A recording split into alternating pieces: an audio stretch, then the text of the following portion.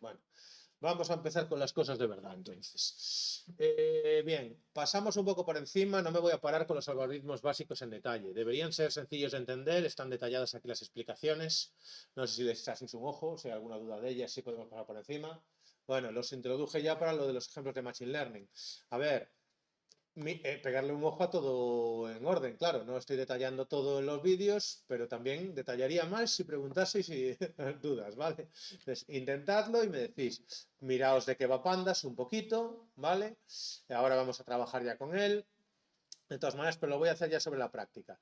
Y los ejemplos de algoritmos básicos para que se entienda. Sobre todo, bueno, la regresión lineal simple que ya habíamos hablado, Canny Neighbors ya lo expliqué realmente, en algún momento pasé por encima del árbol de decisión, os podéis parar, la regresión logística ya la comenté, bueno, en medio de los vídeos ya algo había, ¿no? El clustering está explicado y hasta pasamos un poquito por aquí. Eso sí, reestructuré, ¿vale? También estaros atentos a los cómics que haga, sobre todo el que ya se lo haya visto, los pocos que van mirándose las cosas según las saco, que estén al tanto de los cómics, ya sabéis cómo.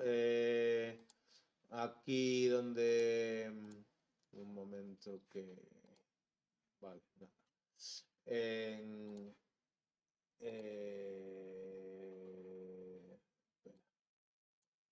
pues en el... Esto es en IA24, ¿no?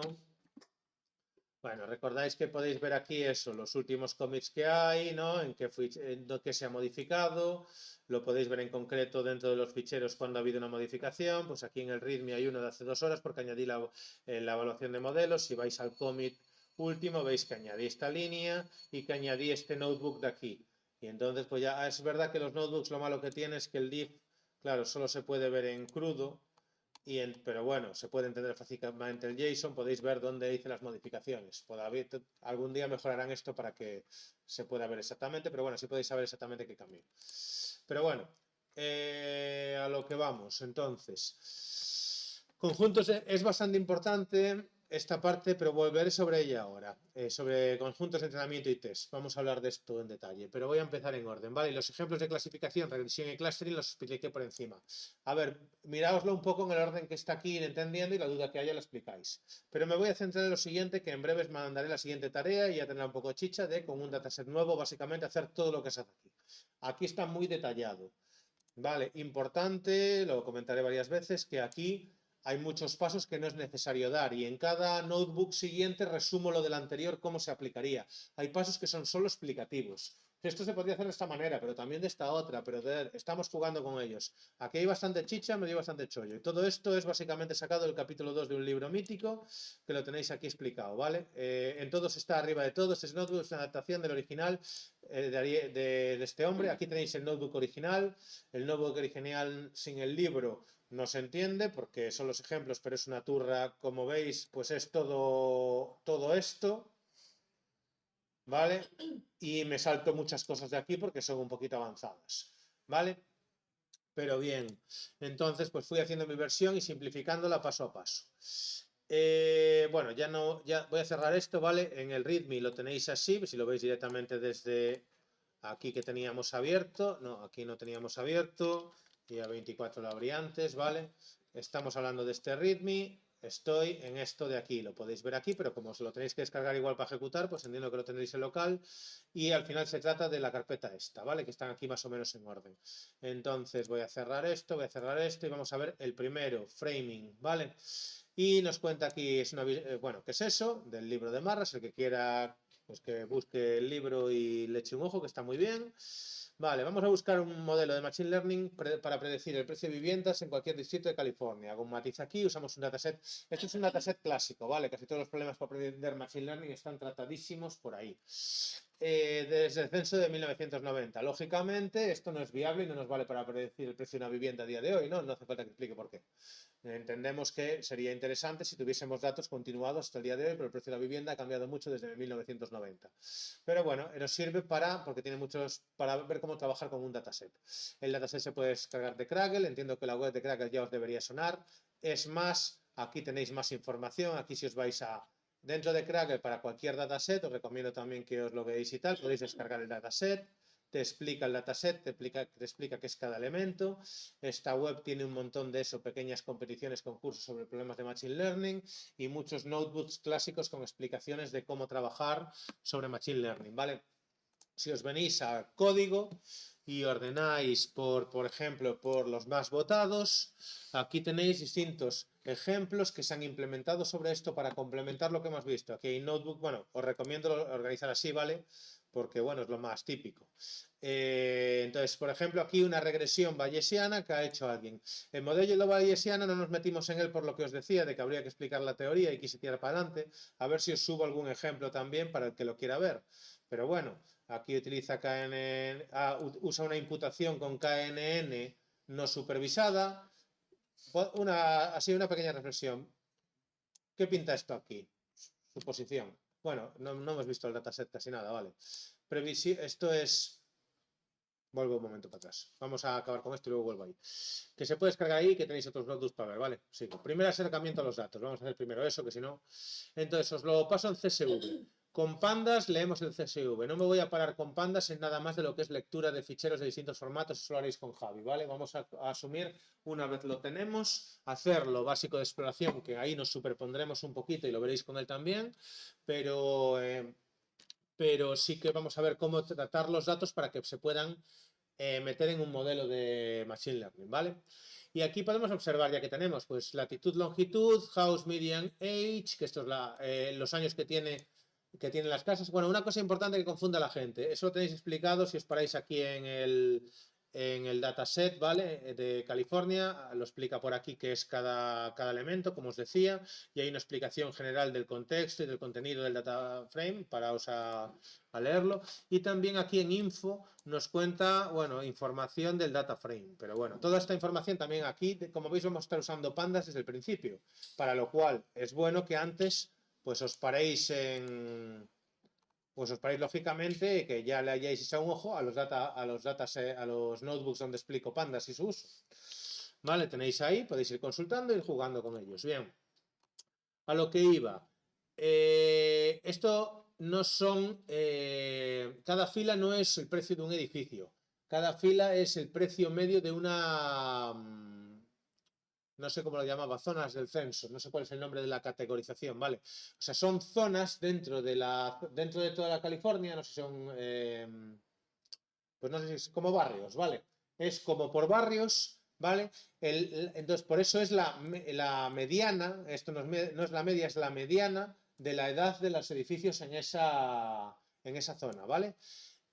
Total de habitaciones, por lo que sea nos viene el total de habitaciones, que es un poco raro, lógico sería también pues la media de habitaciones, igual, la mediana, bueno, nos viene el total de habitaciones, no sé, el total de dormitorios, la población de esa zona, los propietarios, el número de propietarios que hay en esa zona, el income, el medio de la renta media de esa zona, y el valor medio, que es lo que vamos a querer predecir, ¿vale?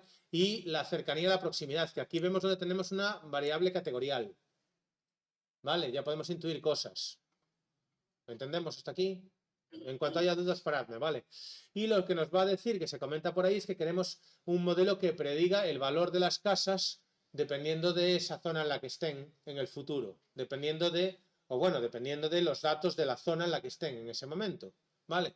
Entonces, ¿cuál es nuestra variable objetivo, el target? Lo que queremos predecir, esto, median house value. El resto que son nuestras features, nuestras características de entrada. ¿Sí? Bien. Aquí podemos ver entonces con info los datos básicos de los tipos que tenemos de entrada. Lo que nos va a interesar más aquí ver es observar que ya tenemos una variable categórica que vamos a tener que procesar, por lo que habíamos comentado antes, ¿no? Pues porque esto yo como se lo pongo, ¿dónde va en mi regresión? Nearby, ¿qué es? ¿Es un 1, es un 2, es un 3? ¿Dónde va esto? ¿No? Recordamos, al final esto es un problema, bueno, primero eso, ¿qué modelo de problema, qué caso de problema tenemos? Como en la tarea 4 que preguntamos. ¿Esto qué es? ¿Nos vamos a tener que hacer una supervisado, no supervisado? ¿Es una clusterización? ¿Qué es esto? Supervisado y regresión. No es lo mismo. O sea, problema de regresión, porque buscamos un valor continuo, no una clasificación como en MNIST, que buscábamos una clasificación entre los 10 posibles dígitos, ¿no? Vale. Entonces tenemos un problema de regresión. Podemos abordarlo con distintos algoritmos que nos valen para regresión. Uno que conocemos, el más típico, es el que ya se llama igual a regresión lineal. Podríamos aplicar una regresión lineal, ¿vale? Por eso, por relacionarlo, voy a abrir aquí, por así decir, ¿no? Regresión lineal simple y el framing de este problema, ¿vale? Aquí ya nos encontramos con un caso real donde yo no puedo representar esto como representaba esto aquí, ¿no? Tenemos clara la diferencia. Aquí estábamos con nuestro juguete de una única X y una salida. Y aquí tenemos pues lo normal, un montón de features. Si yo intento poner cada una en una dimensión, pues me queda una cosa aquí pues, que no puedo representar, porque tenemos más de 3 dimensiones, más de 4 dimensiones. ¿Entendemos? Claro esto, ¿no? Bien. Que por cierto, bueno, eso lo veo luego. Bien. Entonces, bueno, y a eso voy. Si yo quisiera simplemente sacar, imaginémonos, esto como X y esto como Y, ¿vale? Para reducir a 2, para que hagamos el problema de las variables categóricas, que creo que por aquí ya lo puedo... Vale, aquí lo tengo, bien. Aquí cojo, bueno, primero comprobamos valores nulos, ¿vale? Housing, tenemos la función de pandas isNull, hacemos una suma de ellos y podemos ordenar cuántos valores nulos hay en cada elemento. Vemos que tenemos un problema de valores nulos en el total de dormitorios. Tenemos que tratar estos valores nulos, ¿vale? Hay que ver qué pasa con ellos. ¿Por qué? Porque son un problema, porque según para qué modelo, yo no puedo tratar un null ahí en medio. Vale, volvemos a lo de antes. Si yo este punto, en lugar de saber que va aquí en el 9, pues me dice que no sé en qué punto va, ¿dónde lo pongo? En toda la eje, no lo sé. Entonces uno de los principales problemas es valores nulos. Otro problema son variables categóricas. ¿Por qué? Yo puedo hacer esto. En Ocean Proximity ver que me sume cuántos valores hay de cada uno. ¿Vale? Y tenemos estas categorías. Nearby es la que me salía en todos estos. ¿Por qué? Porque estoy haciendo un head y sacando los 5 primeros. Están ordenados. Podría hacer un shuffle. Shuffle es el verbo para barajar típicamente, como en las cartas, ¿no? Mezclar las filas. Creo que hay una función en shuffle que me las mezcla. No sé si... A ver si puedo hacer esto. Y a ver si funciona. Bueno, tengo que otra vez ejecutar todo. Y no va. No tengo método shuffle. No sé cómo se hace un shuffle ahora en Pandas. Lo podríamos preguntar. Bueno, siempre podemos coger aquí control L.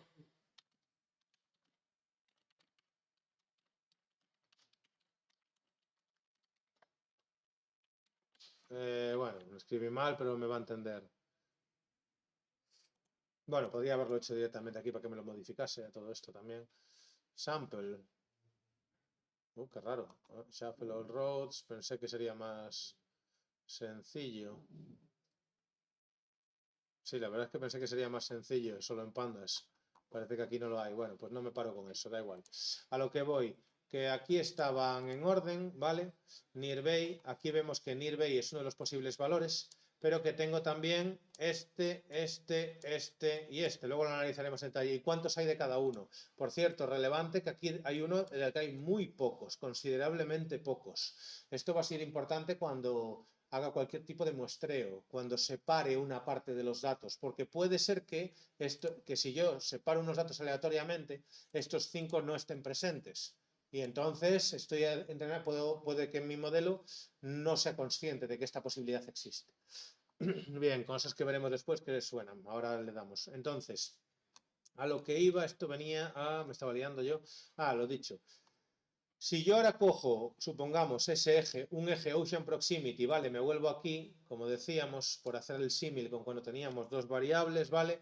Y yo quiero poner aquí Ocean Proximity y aquí el precio. El precio lo puedo poner, es un continuo. Ocean Proximity, ¿qué hago? Pongo aquí Island, aquí Nearby, aquí Near Ocean. Vemos el problema que comentaba antes que tenía. Si yo hago eso, ¿vale? Va a suponer que el que esté aquí es más que este, sobre todo en una regresión. Hay una continuidad, eso es una información relevante. El hecho de que el 6 esté después del 5, aquí me va a hacer que cuando la línea pase por aquí sepa estimar lo que hay en medio. ¿Entendemos esto? Entonces a mí eso no me vale. ¿Qué tengo que hacer? One hot encoding. Tengo que convertir cada una de estas a una nueva dimensión distinta.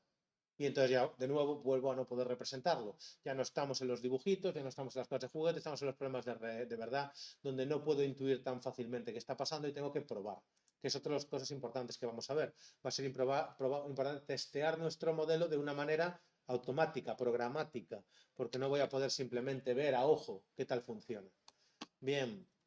Tenéis la función describe también, que nos cuenta un poquito datos de cada uno de los datos, en este caso numéricos. ¿Cuántos valores hay? Vemos que en general va a haber 20.000 filas, salvo en total, bueno, 20.640, ¿vale? Es el número de datos que tengo, no es un dataset particularmente grande.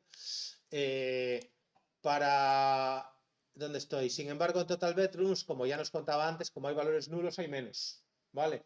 Me da la media, min, importante no confundir media con mediana, ¿vale? Median es mediana, min es media, ¿vale? Luego hablo de eso. La desviación estándar, el valor mínimo y los percentiles y el máximo. No me paro ahora a explicar lo que son los percentiles, ¿vale? Pero bueno, el valor al 25%, el valor al 50%, como el valor medio al 25%. Simplificando. Son movidas, si nos metemos en análisis de datos solo, nos puede dar... Vale, también podemos hacerlo mediante histogramas. Aquí que estamos viendo la distribución de los datos. Y aquí podemos sacar información también interesante ya. Podemos ver, por ejemplo, este pico de aquí. En la edad media de las casas de una zona, vemos una distribución, bueno, relativamente normal, aunque no es una gaussiana. Lo normal sería, por ejemplo, pues algo como, a ver, aquí la más normal es esta. De hecho, es lógico, los salarios, las rentas se distribuyen de manera más o menos normal. Aquí que vemos que, bueno, sin embargo hay una cola un poquito larga, donde hay mucha gente, digamos, hay mucho rico, por lo que sea.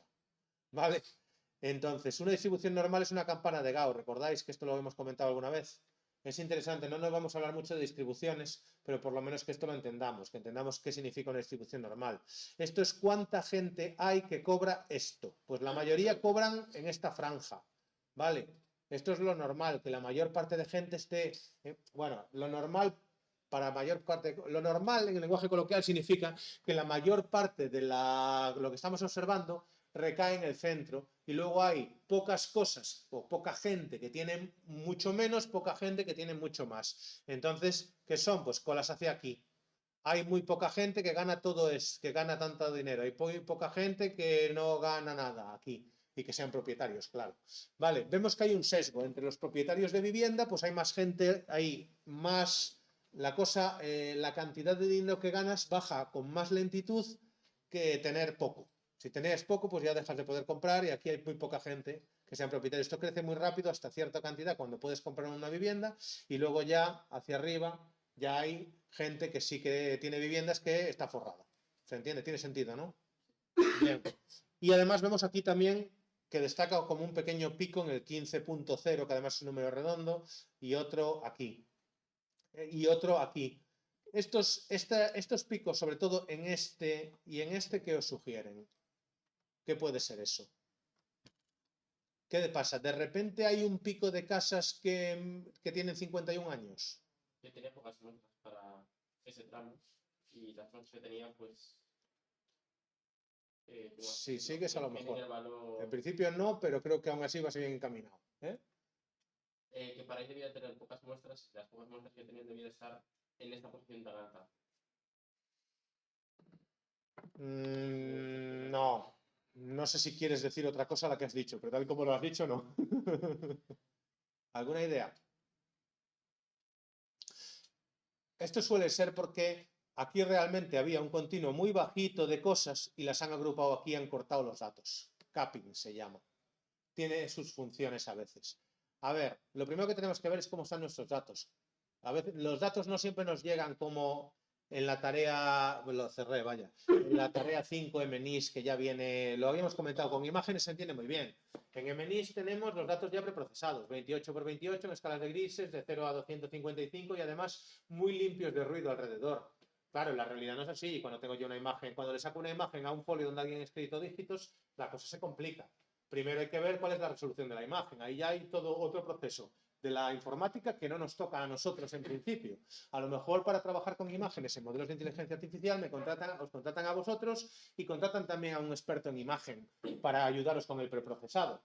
¿Entendemos? Bien, pues aquí estamos con cosas más sencillas. Vamos a preprocesar la edad. Por lo que sea, es un dato interesante que tengo que ver que este pico no es normal.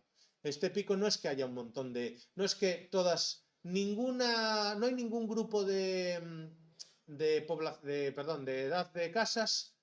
La mayor parte de casas están en 15 años y luego hay un pequeño pico aquí y un pequeño pico aquí. Es una distribución curiosa, no sé por qué hay bajones ahí, podrían ser motivos históricos, puede ser, esto pueden ser ciclos económicos, de hecho, de primeras, para el que tenga nociones de economía, simplemente se me ocurre, estoy especulando ahora, no tengo ni idea, ¿vale?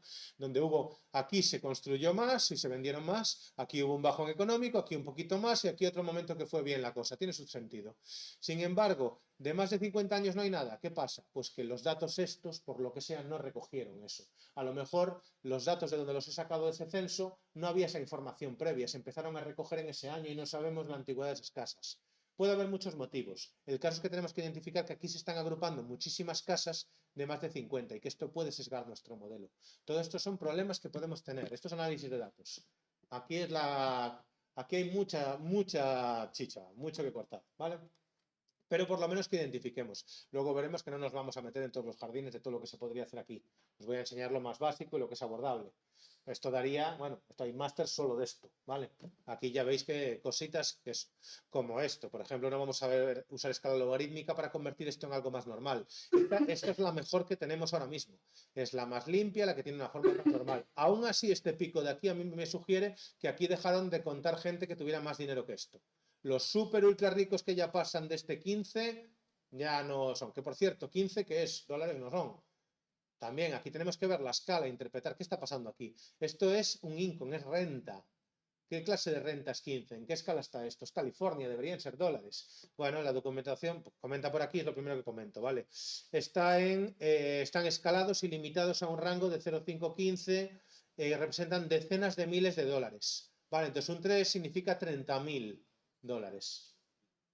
Pues sí, pues 15 son 150.000 dólares de renta, ¿vale? Consideraron que la gente que tiene una renta de más de 150.000 dólares, pues la cortaron ahí. Pues para California, en California ya te digo yo que hay mucha gente que ya en el 90, incluso con la inflación, ganaba más de 150.000 dólares de renta, ¿vale? Bueno, aún así, en la mediana de su región no tanto, pero probablemente Hollywood no, me imagino que estará por encima de eso.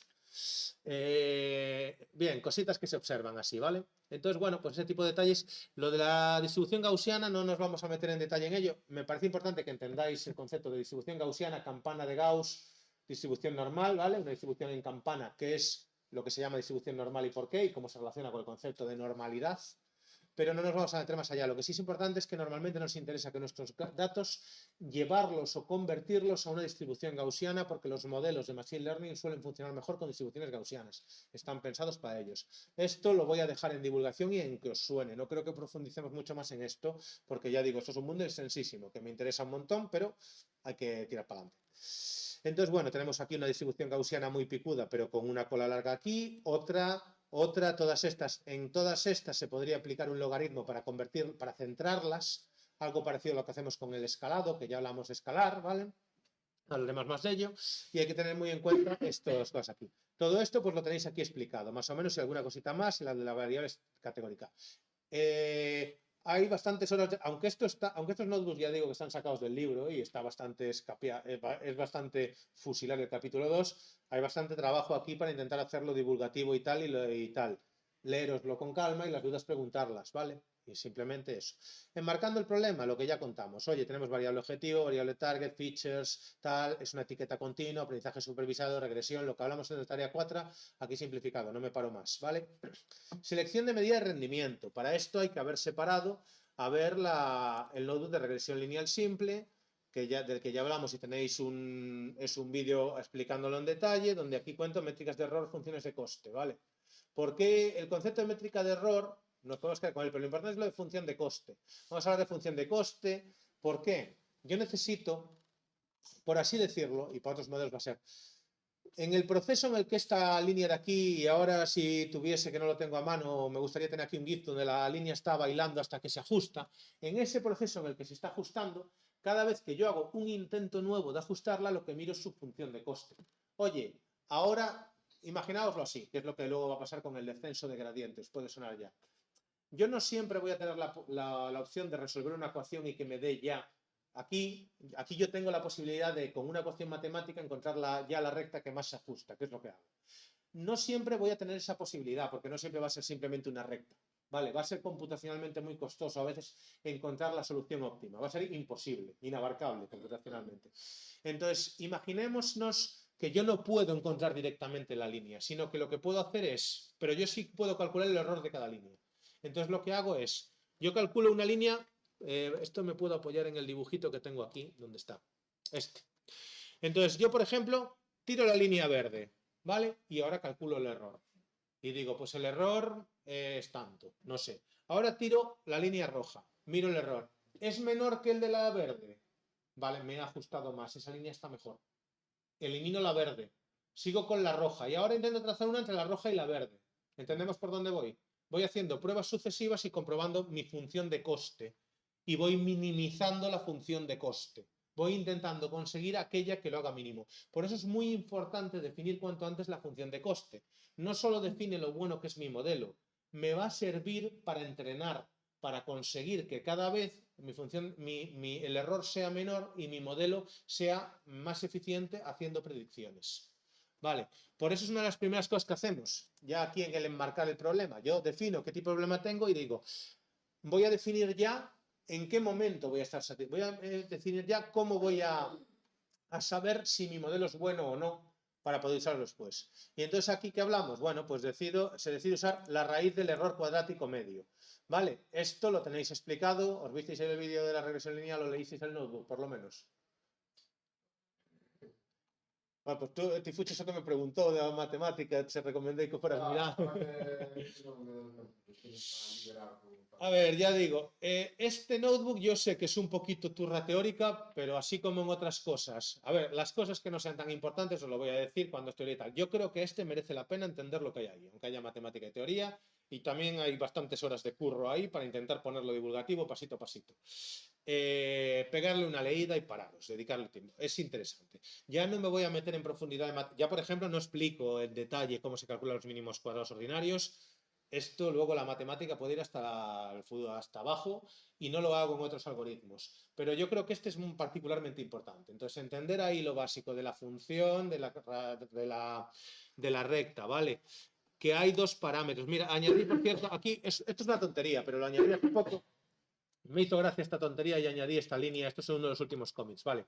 La regresión lineal se puede conceptualizar como uno de los modelos más simples de Machine Learning, que ya es mucho decir, porque esto ya digo, esto se hacía hace siglos y esto es un modelo estadístico sencillo, ¿vale? Y sobre todo la simple. Pero bueno, la regresión lineal se puede conceptualizar, no, es uno de los modelos de Machine Learning. Está en la librería en Scikit-learn, ¿vale? Y cuando tengo muchas dimensiones y ya no lo veo, ya no es tanta tontería, ya no es tan baladí. En caso de la regresión lineal simple, se trata de un modelo con dos parámetros, la pendiente y la ordenada en el origen. Sabemos qué es la pendiente y la ordenada en el origen, en la ecuación de la recta, lo hablamos algunas veces, ¿no? Vale, la pendiente es cómo de inclinada está, tenéis hay vídeos de la ESO explicándolo para todo esto, y la ordenada del origen es dónde corta esto. Con esos dos elementos definimos cualquier recta, ¿vale? En dos dimensiones. Bien, estos son dos parámetros, parece una tontería, pero tenemos el concepto de parámetro. Lo veréis mucho en modelos de inteligencia artificial. Y os lo comparo con el hecho de otros modelos más grandes, lo mismo, pero la complejidad aumenta. Por ejemplo, GPT-3, el famoso chat GPT que lo revolucionó, la versión 3, que fue cuando empezamos a hablar con él y flipar, tiene 175.000 millones de parámetros. Pues aquí está el salto. Nuestra regresión lineal tiene 2 para hacer el sueldo en función de los años trabajados. Bien, pues para que hable como una persona necesitamos 175.000 millones de parámetros. Pero la lógica es la misma. Son rectitas de esas con muchísimas dimensiones que se van ajustando hasta que habla como tú quieres. ¿Vale? Le pasas todos los textos de internet, pones una frase, quitas la última palabra y le dices predice la palabra. Él predice una loca, ves cuánto de distante es de la palabra que tendría que haber y corriges esos parámetros. Y vas modificando esos parámetros hasta que ya te dan la palabra que es la correcta. La palabra, la I de salida que tú buscas. Y entonces los parámetros ya están ajustados de manera que, ya sabe hablar. La lógica es la misma, ¿vale? Por eso digo que es importante entender el concepto de predicción y lo básico aquí. ¿Sí? ¿Qué tal? ¿Demasiado filosófico? Un poco. Bueno, me parece, no sé, lo digo porque la gente tira para adelante y no sabe qué está haciendo. Bien, vamos a parte vital importantísima, entrenamiento y test, eso también. Así, aquí por ejemplo, bueno, sí, a ver cosas que a lo mejor, pues mira, el muestreo aleatorio con NumPy, si queréis os lo podéis saltar, no me hace falta que lo sepáis hacer en NumPy, pero sería interesante que entendierais el código. Esta parte es más, pues, por entender cómo se hace a bajo nivel, pero scikit-learn, al final vamos a acabar usando una función, al final vamos a acabar haciendo las cosas con esta función en una línea, que ya nos lo hace. Pero vamos a explicar qué es esto. Bien, entrenamiento y test. Bueno, de hecho, creo que tengo unos dibujitos por aquí que lo dejan muy claro. Aquí, con esta queda muy claro. Bien. Yo tengo mi dataset con las features y el target, mis X y mi Y. Y voy a separar el grupo de entrenamiento, train y el grupo de test. Esto tiene que estar, lo vamos a hacer de aquí al final ya para siempre, ¿vale? Esto tiene que estar muy claro. ¿Por qué separamos en entrenamiento y test? Yo creo que lo comenté alguna vez, ya no sé. ¿Cómo sabemos? Ideas.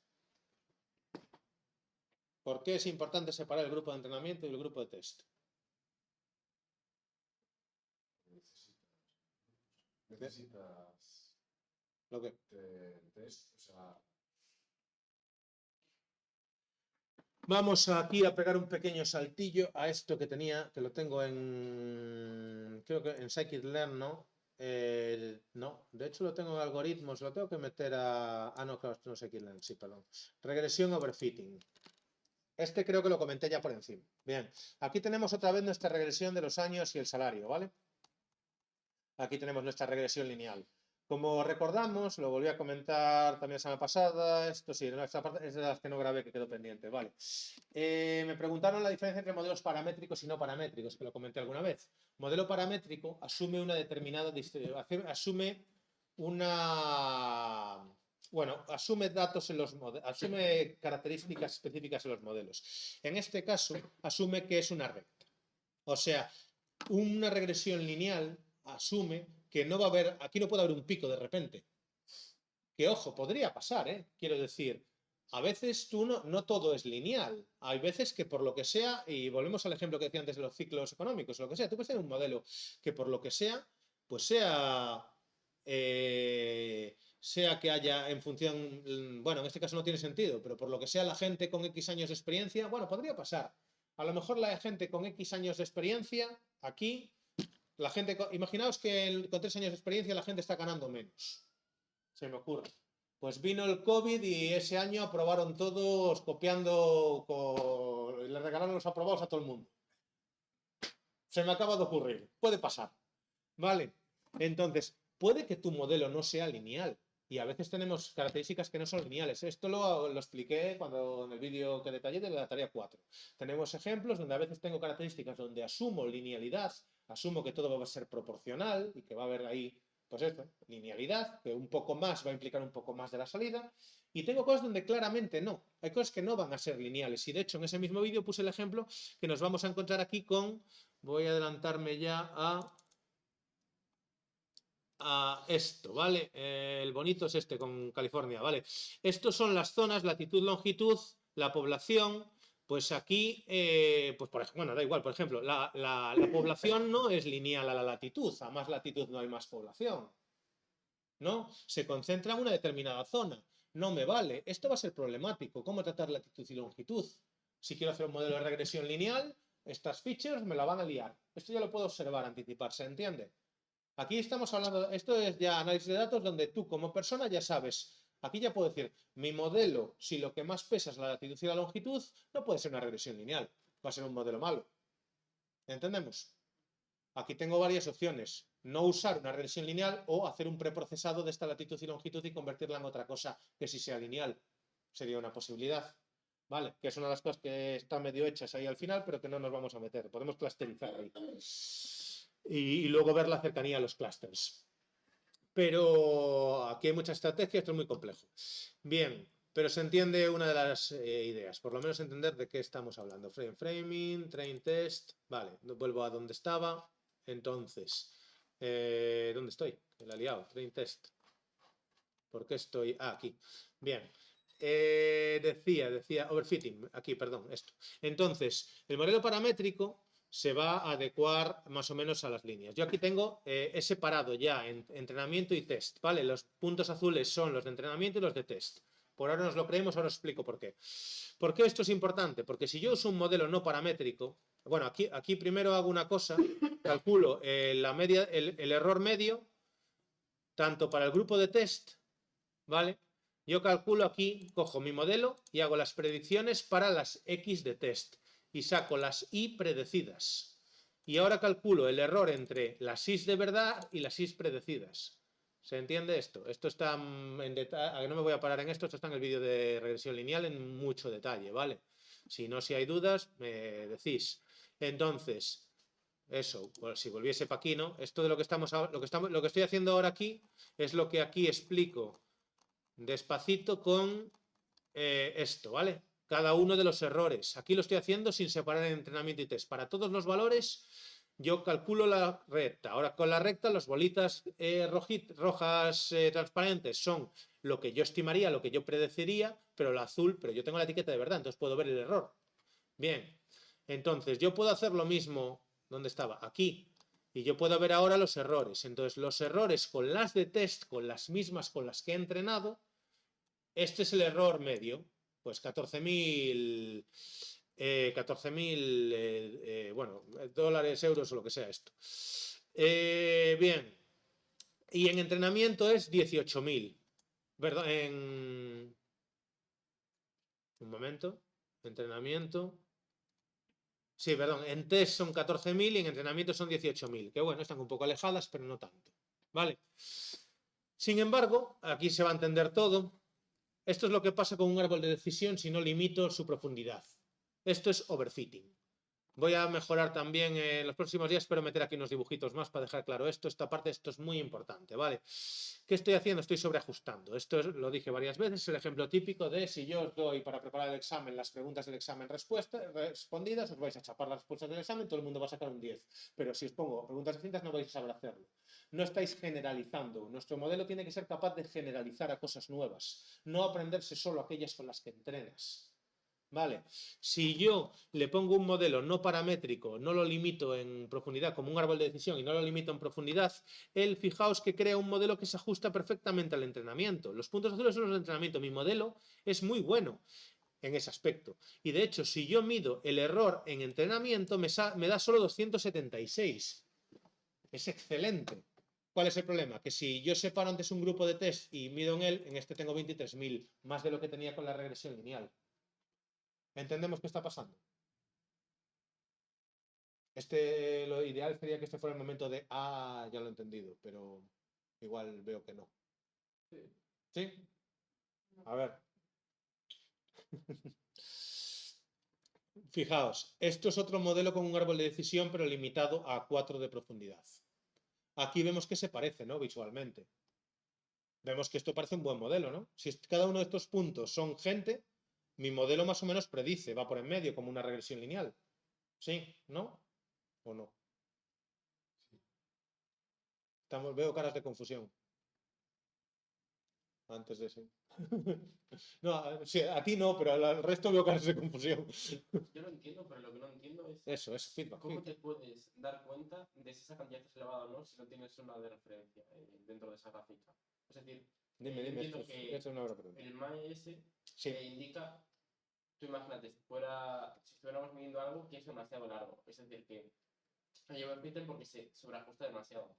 Pero eso lo sabemos porque lo comparaste con una regresión lineal, pero nosotros hacemos un árbol de decisión de 0. Sí. Vamos y no sabemos qué está pasando. A saber si está sobreajustado. ¿Cómo? Si no. Correcto. ¿Cómo sabemos si hay overfitting o no? No, pues precisamente, pero por esto, porque lo puedo probar en test. Y test no está sesgado porque no se ha entrenado con él. Volvemos a lo de antes. ¿Cómo puedo saber si has aprendido? Pues te pongo un examen con preguntas que no has visto previamente. Entonces compruebo si puedes generalizar, si puedes extraer conocimiento, si tienes en tu cabeza un modelo de cómo se resuelven ejercicios de Machine Learning, no si solo sabes resolver los que yo te he puesto. Básicamente es esto. Tengo por aquí pendientes que voy a fusilar este artículo con estos dibujitos, por ejemplo. Vale. Esto ya lo puse, esto ya te ha explicado, ¿eh? No me, tenéis que poneros más al día, ¿eh? Esto lo expliqué yo creo que 20 veces ya. No, ya entendí, muy bien. Vale. No, está bien. La pregunta es buena, a eso vamos, ¿eh? Entonces, por ejemplo, eso, underfitting. Bueno, pues si yo tengo estos datos y le chanto una regresión directamente, bueno, esto ni siquiera es un buen ejemplo, no lo llamaría underfitting, esto es elegir el modelo inadecuado, pero bueno, eso se puede conceptualizar como underfitting. Underfitting es mi modelo no predice un carajo porque no está bien, no lo he entrenado lo suficiente, tengo pocos datos. Vale, ahora, ponle just right. Bueno, esto es un modelo adecuado que predice. Aquí tengo overfitting. Vale, overfitting es me estoy pegando ahí y mira lo que dice. El error en entrenamiento es muy bajo, pero el de test, bueno, training error max lower than test error. El error de entrenamiento es mucho más grande que el error de test. Por eso digo, y también digo eso, aquí me costó encontrar el ejemplito, este notebook también, así como os diré otros menos importantes, ¿vale? Entendedlo bien, empaparos de él. Esto es vital, ¿vale? Esto es de lo más, yo creo que es de lo más importante. La regresión lineal y estos dos, ¿vale? Entended bien todo lo que hay aquí. Paraos, si no lo preguntamos, a la vuelta de Navidad, si hace falta, hacemos un repaso. Pero bueno, esto tiene que quedar claro, ¿vale? Entonces, fijaros, la clave es esto. Esto es lo más importante de este notebook. Esto es el error del árbol de decisión en test y esto es el error en entrenamiento. Y fijaros la diferencia. Y hay que entender por qué. Estos son posibles preguntas si pongo un examen de teoría en SA de esto perfectamente viables. Pregunta que puedo poner aquí. Oye, ¿por qué en el árbol de decisión, en este árbol de decisión, hay más diferencia en el error de entrenamiento y el error de test que en la regresión lineal? ¿Por qué la regresión lineal se parece más que las del árbol de decisión? A ver, darle una vueltita. Lo vimos antes, ¿no? Recordáis que en el árbol de decisión no había tanta diferencia. La respuesta a la pregunta la acabo de explicar hace escasamente 5 o 10 minutos. A ver qué pararse con eso. Bueno, voy a dejar después el vídeo de chuleta. Nada, ninguna hipótesis. A ver, venga, alguien que me dé un poco de feedback aquí. ¿Por qué hay esa diferencia y qué significa esa diferencia? Ponedlo en vuestras palabras, así lo podréis entender. Esta diferencia entre error y entrenamiento, primero, ¿qué significa?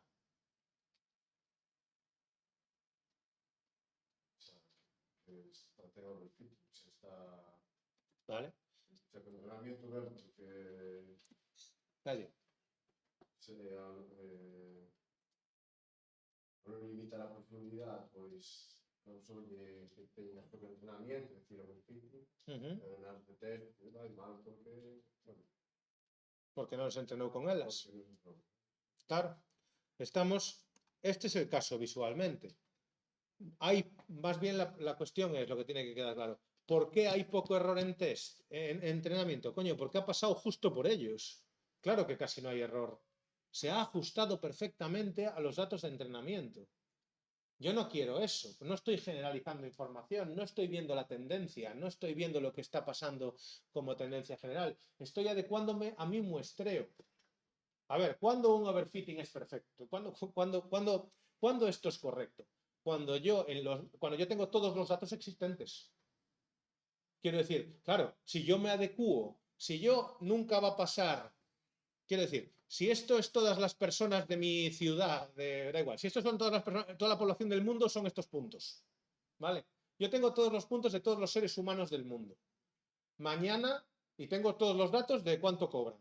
Y mañana me va a venir uno de ellos y yo quiero saber cuánto cobra. Entonces quiero overfitting. Claro. El problema es que yo me estoy entrenando con los señores azules y un día me va a venir un señor naranja que no sé quién es. Entonces el señor naranja yo tengo que predecir cuánto cobra. Fijaos el problema, fijaos en este de aquí. Me va a venir el señor naranja y resulta que yo, como entrené solo con señores azules, me dice que va a cobrar como por aquí arriba. Y la diferencia es brutal. No, yo quiero ver la tendencia general. ¿Entendemos? En algún caso es overfitting, ¿no? A ver, Sempre algo que escribir. primero disclaimer, de nuevo, en esto la puedo estar cagando, pero yo diría en lo que te acabo de decir, si tienes los datos de toda la posible población, que nunca lo tienes. O sea, nunca. Efectivamente, correcto. Correcto. Bueno, lo que pasa es que sí, claro, consultas y ya está. ¿Para qué vas a hacer un modelo? Correcto. Efectivamente. Pero sí, pero la relación entre los dos conceptos es importante, efectivamente. Tu modelo puede. Sí, claro, a ver, es que teóricamente un modelo puede ser consultar la base de datos. Este es mi modelo puesto en producción. Consulta la base de datos para este señor. Hombre, a ver, quiero decir. Si tienes una clasificación, a ver, en un caso en el que tuvieses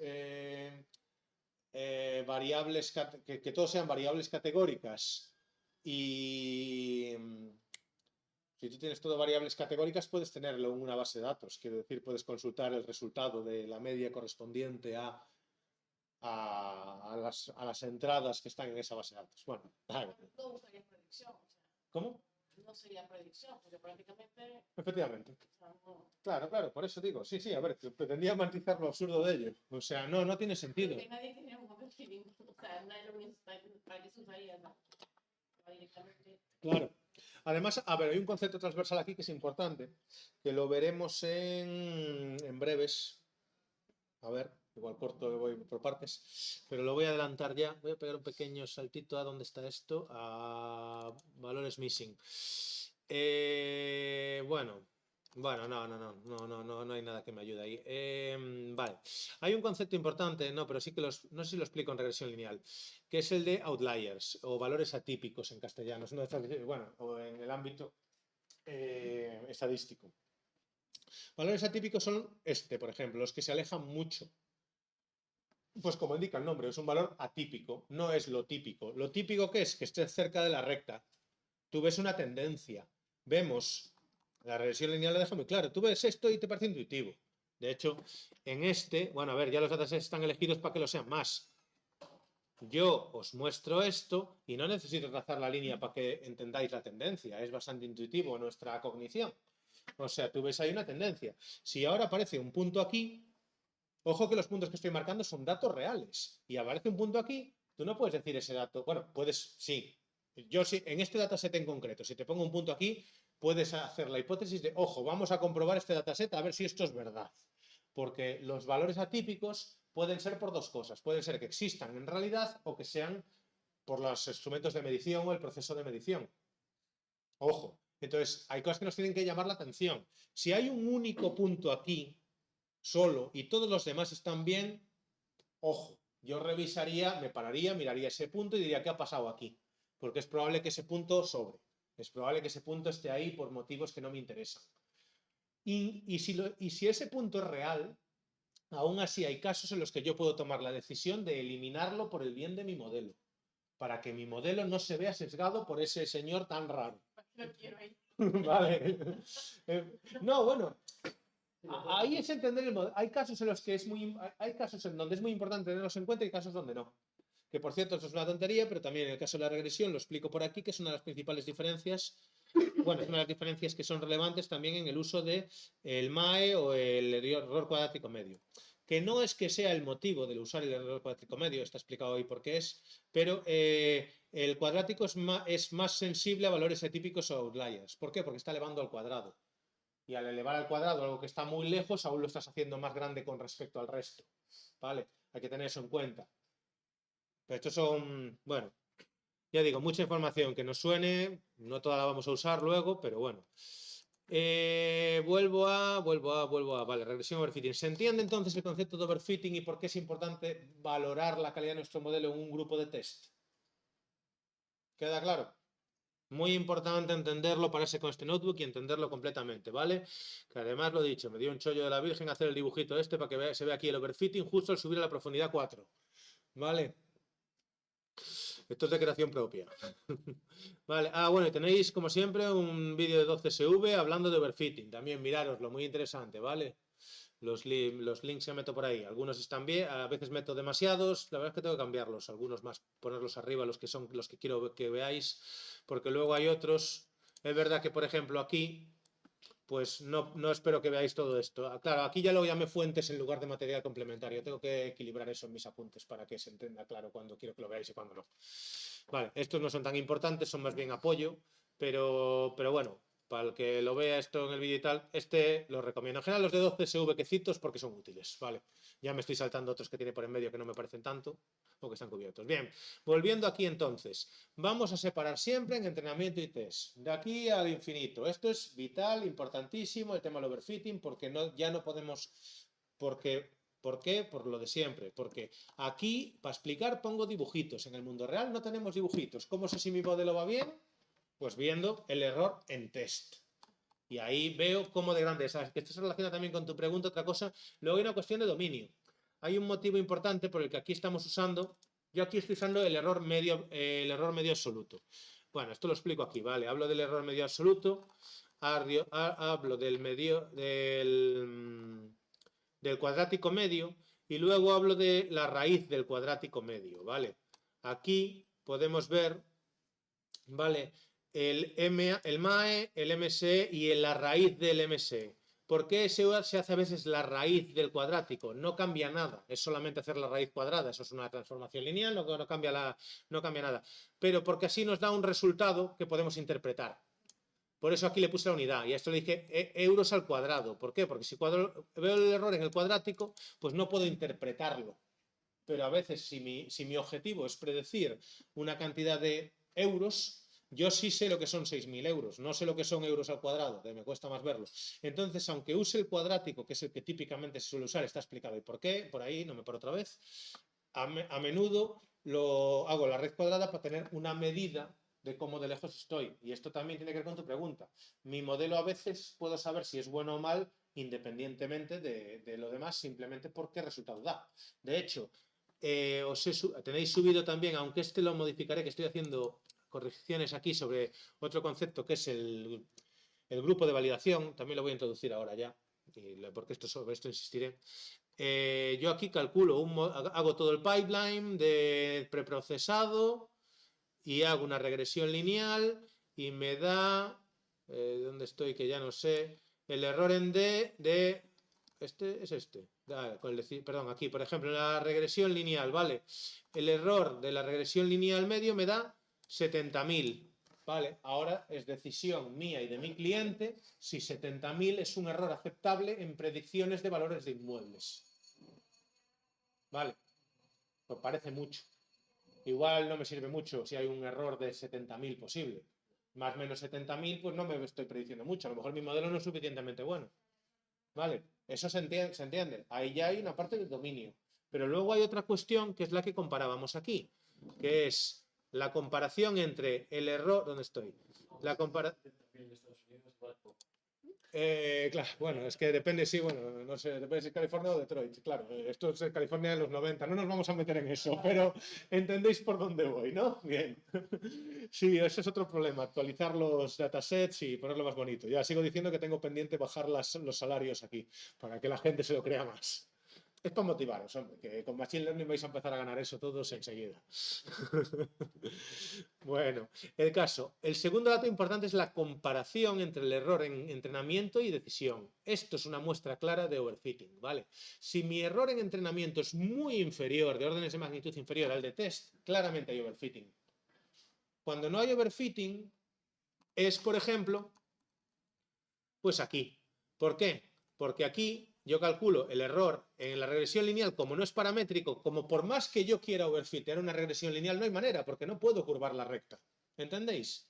Entonces, ahí también está el hecho de que hay modelos que por su propia naturaleza son más susceptibles al overfitting que otros. También es importante saberlo. El árbol de decisión es muy susceptible de overfitting. Hay que ser muy cuidadoso y saber que hay que podarlo siempre. Si tú dejas un árbol de decisión ahí hasta el final, él tira millas y sigue haciendo subdivisiones.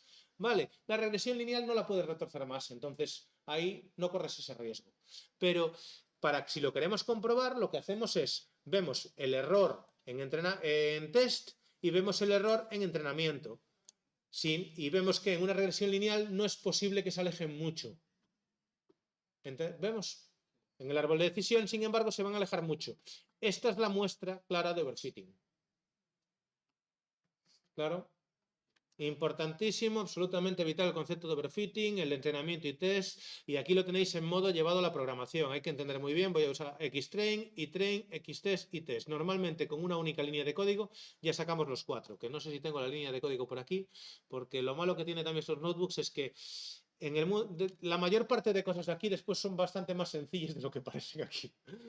Pero el hombre lo hizo así. Aquí aún lo hace con 2, pero es que esto puede devolver una tupla de 4, que no sé si aquí no la tengo. ¿Dónde la tengo? ¿Dónde la tengo? Yo creo que en los ejemplos de scikit-learn que tenéis subidos ya hay alguno, en clustering no, en Iris Logistic. Espero que aquí lo haga ya de la manera típica. No, ya lo aquí he representado solo. No, aquí también lo hago uno a los pocos. Aquí, vale. Esto casi toda la chapa que hay ahí se acaba resumiendo en esta línea. Para llegar a esta línea vamos a contar ahora un montón de cosas, pero al final es chantar esa línea, ¿vale? ¿Qué tengo aquí? Mi X, mi dato de salida, el tamaño en porcentaje del tamaño de test, un 20%, que es típico. Esto no hay un criterio más que típicamente se pone entre un 15 y un 20%, punto, ¿vale? ¿De qué depende? Del tamaño del dataset. Si tengo un dataset tremendamente grande, puedo empezar a reducir ese. Puedo utilizar más para entrenamiento porque tengo suficientes datos para test. ¿Entendemos? Si tengo un dataset pequeño, necesito al menos un 20%. Si tengo un dataset muy pequeño, un 30%, pero entonces ya llega un momento en el que tengo que plantearme si siquiera tiene sentido intentar sacar un modelo. ¿Me entendemos por dónde voy? Hay que ver de cuántos datos estamos hablando. Esto es un feedback, esto es muy gris y lo da la experiencia. Y digo, te lo da la experiencia como si yo tuviera mucha, que no. ¿Vale? Entonces, bueno, sí, ya claro, evidentemente algo se... Pero bueno, volved en 20 años y os lo reenseño mejor. Entonces, una de las cosas que hablamos en la tarea 4, las redes neuronales en general funcionan muy bien, pero con las redes neuronales normalmente reciben los datos muy en crudo y funcionan muy bien cuando tengo muchísimos datos. Cuando tengo pocos datos me acerco más a la estadística tradicional. Los modelos de Machine Learning clásicos se siguen usando, pese a una cosa que es posible que escuchéis por ahí, que es como quién hace ya un modelo de regresión lineal o un árbol de decisión pudiendo meter una red neuronal para cualquier cosa. Bueno, depende. A veces lo que quiero hacer no es ni pura estadística para hacerla con un Excel, ni tampoco es un modelo, ni tampoco una cosa en la que vaya a meter una red neuronal. Tengo una cantidad considerable de datos, pero poco si quiero hacer un análisis estadístico, pero utilizando un modelo de predicción. Y ahí estoy en Machine Learning clásico. Y estos modelos pueden funcionar muy bien y una regresión lineal sigue funcionando muy bien. Vuelvo a ello. Entonces, 0,2% típicamente. Ya digo, todo esto que estoy contando después al final se traduce en la práctica en chantar una y otra vez esta línea con sus modificaciones. Random state, ya hablaremos de él. Vale, esto es fijar la semilla. Esto es porque los ordenadores, está explicado por ahí en un par de líneas, como sabéis, los ordenadores no generan números aleatorios de verdad, sino pseudo aleatorios. Esto es una cuestión un poco filosófica realmente, ¿vale? Fijar la semilla sirve para que el resultado de este notebook o de este script dé siempre lo mismo. Normalmente no es que queramos eso. Esto es para poder comparar, para que yo os lo pase y tengáis el mismo resultado que yo. Vale, es motivos de, mientras estamos trabajando con los mismos datos, fijo la semilla para que todas las cosas que son aleatorias me den lo mismo, cada vez en cada ejecución. ¿Me entendemos? Si no, hay pasos que son aleatorios. Y si no, cada vez que ejecute me va a dar un resultado distinto. Como yo quiero que los dibujitos me queden como yo quiero para motivos explicativos y para poder comparar con vosotros, etcétera, a veces fijamos la semilla. Entonces, el random state le metemos algún numerito, que típicamente será o un 0 por ser un 0, o un 1 por ser un 1, o un 42 por la guía del autoestopista intergaláctico. Si no los conocéis, buscáis esa referencia, pero encontraréis un montón de 42 por ahí, que es una referencia porque los programadores somos unos frikis y nos gustan los libros frikis. Y el 42 es el sentido de la vida según la guía del autoestopista intergaláctico. Gran libro, leéroslo. Y 1956 lo puse pues porque es el año en el que se acuñó el concepto de inteligencia artificial y porque 42 no me encajaba bien para lo que quería demostrar aquí. Estratificar, voy a hablar ahora de ello. Estratificar, aquí estratifico por el valor i. Estratificar es conseguir que cuando yo separo en train y test, tanto en los dos conjuntos, sets son conjuntos, en los dos conjuntos que tengo estén presentes valores, o sea, muestras de todos los tipos por aquellos por los que estratifico. O sea, es muy importante, en este caso, en Iris no es un problema. porque Iris tiene 50 de cada tipo, ¿vale? Echasteis un ojo al dataset Iris o a esto, hablamos de él, bueno, lo tenéis ahí, esto es una versión sencilla, explica eso, la logística con Iris, ¿vale? Aquí tenéis un ejemplo muy sencillo de un modelo de predicción con un dataset clásico, bien. Iris, si lo analizamos, no sé si lo tengo por aquí, son 150 datos solo de flores, ¿vale? Y creo que en algún lado, bueno, aquí ya se ve a ojo, ¿no? Que tenemos las 0 son setosa, la 1 versicolor, la otra virgínica, no lo saco aquí, pero bueno, hay 50 de cada uno, ¿me lo creéis? Entonces, no tenemos un problema, tenemos 50 de cada uno, no hay un problema de que haya unos que sea un grupo muy pequeño y que eso pueda sesgar mi modelo. Hay que estar siempre atento a eso, ¿vale? Datasets no balanceados correctamente. La distribución de los datos es muy importante. Entonces, en este caso no va a ser un problema, pero aún así a mí me interesa que evitar la posibilidad de que al hacer algo que aquí es aleatorio, ¿vale? Yo cuando separo aleatoriamente. Baraja y separa unos datos para test y otros para unos para entrenamiento y otros para test. ¿Qué pasaría si en ese barajar y sacar aleatoriamente resulta que me llevo al entrenamiento solo de 2 tipos de flores y ninguno de los otros, porque por casualidad todos quedaron en test?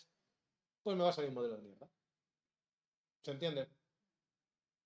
Pues sencillamente, entonces, es muy típico estratificar en casos de clasificación, como el de Iris, una clasificación entre 3 posibles clases, estratificar por la variable objetivo. Esto es muy habitual. Menos habitual, pero más explicado en detalle, volviendo a, vale, yo creo que ya todo esto está, Model Evaluation, tal, vuelvo a Train Test donde estaba, ¿vale? Es estratificar como explico aquí. Aquí, por ejemplo, esta parte, igual que os digo que otras son virales y que os la chapéis, si os saltáis esta no se acaba el mundo. ¿Vale? Muestreo estratificado. Aquí lo explico esto en detalle.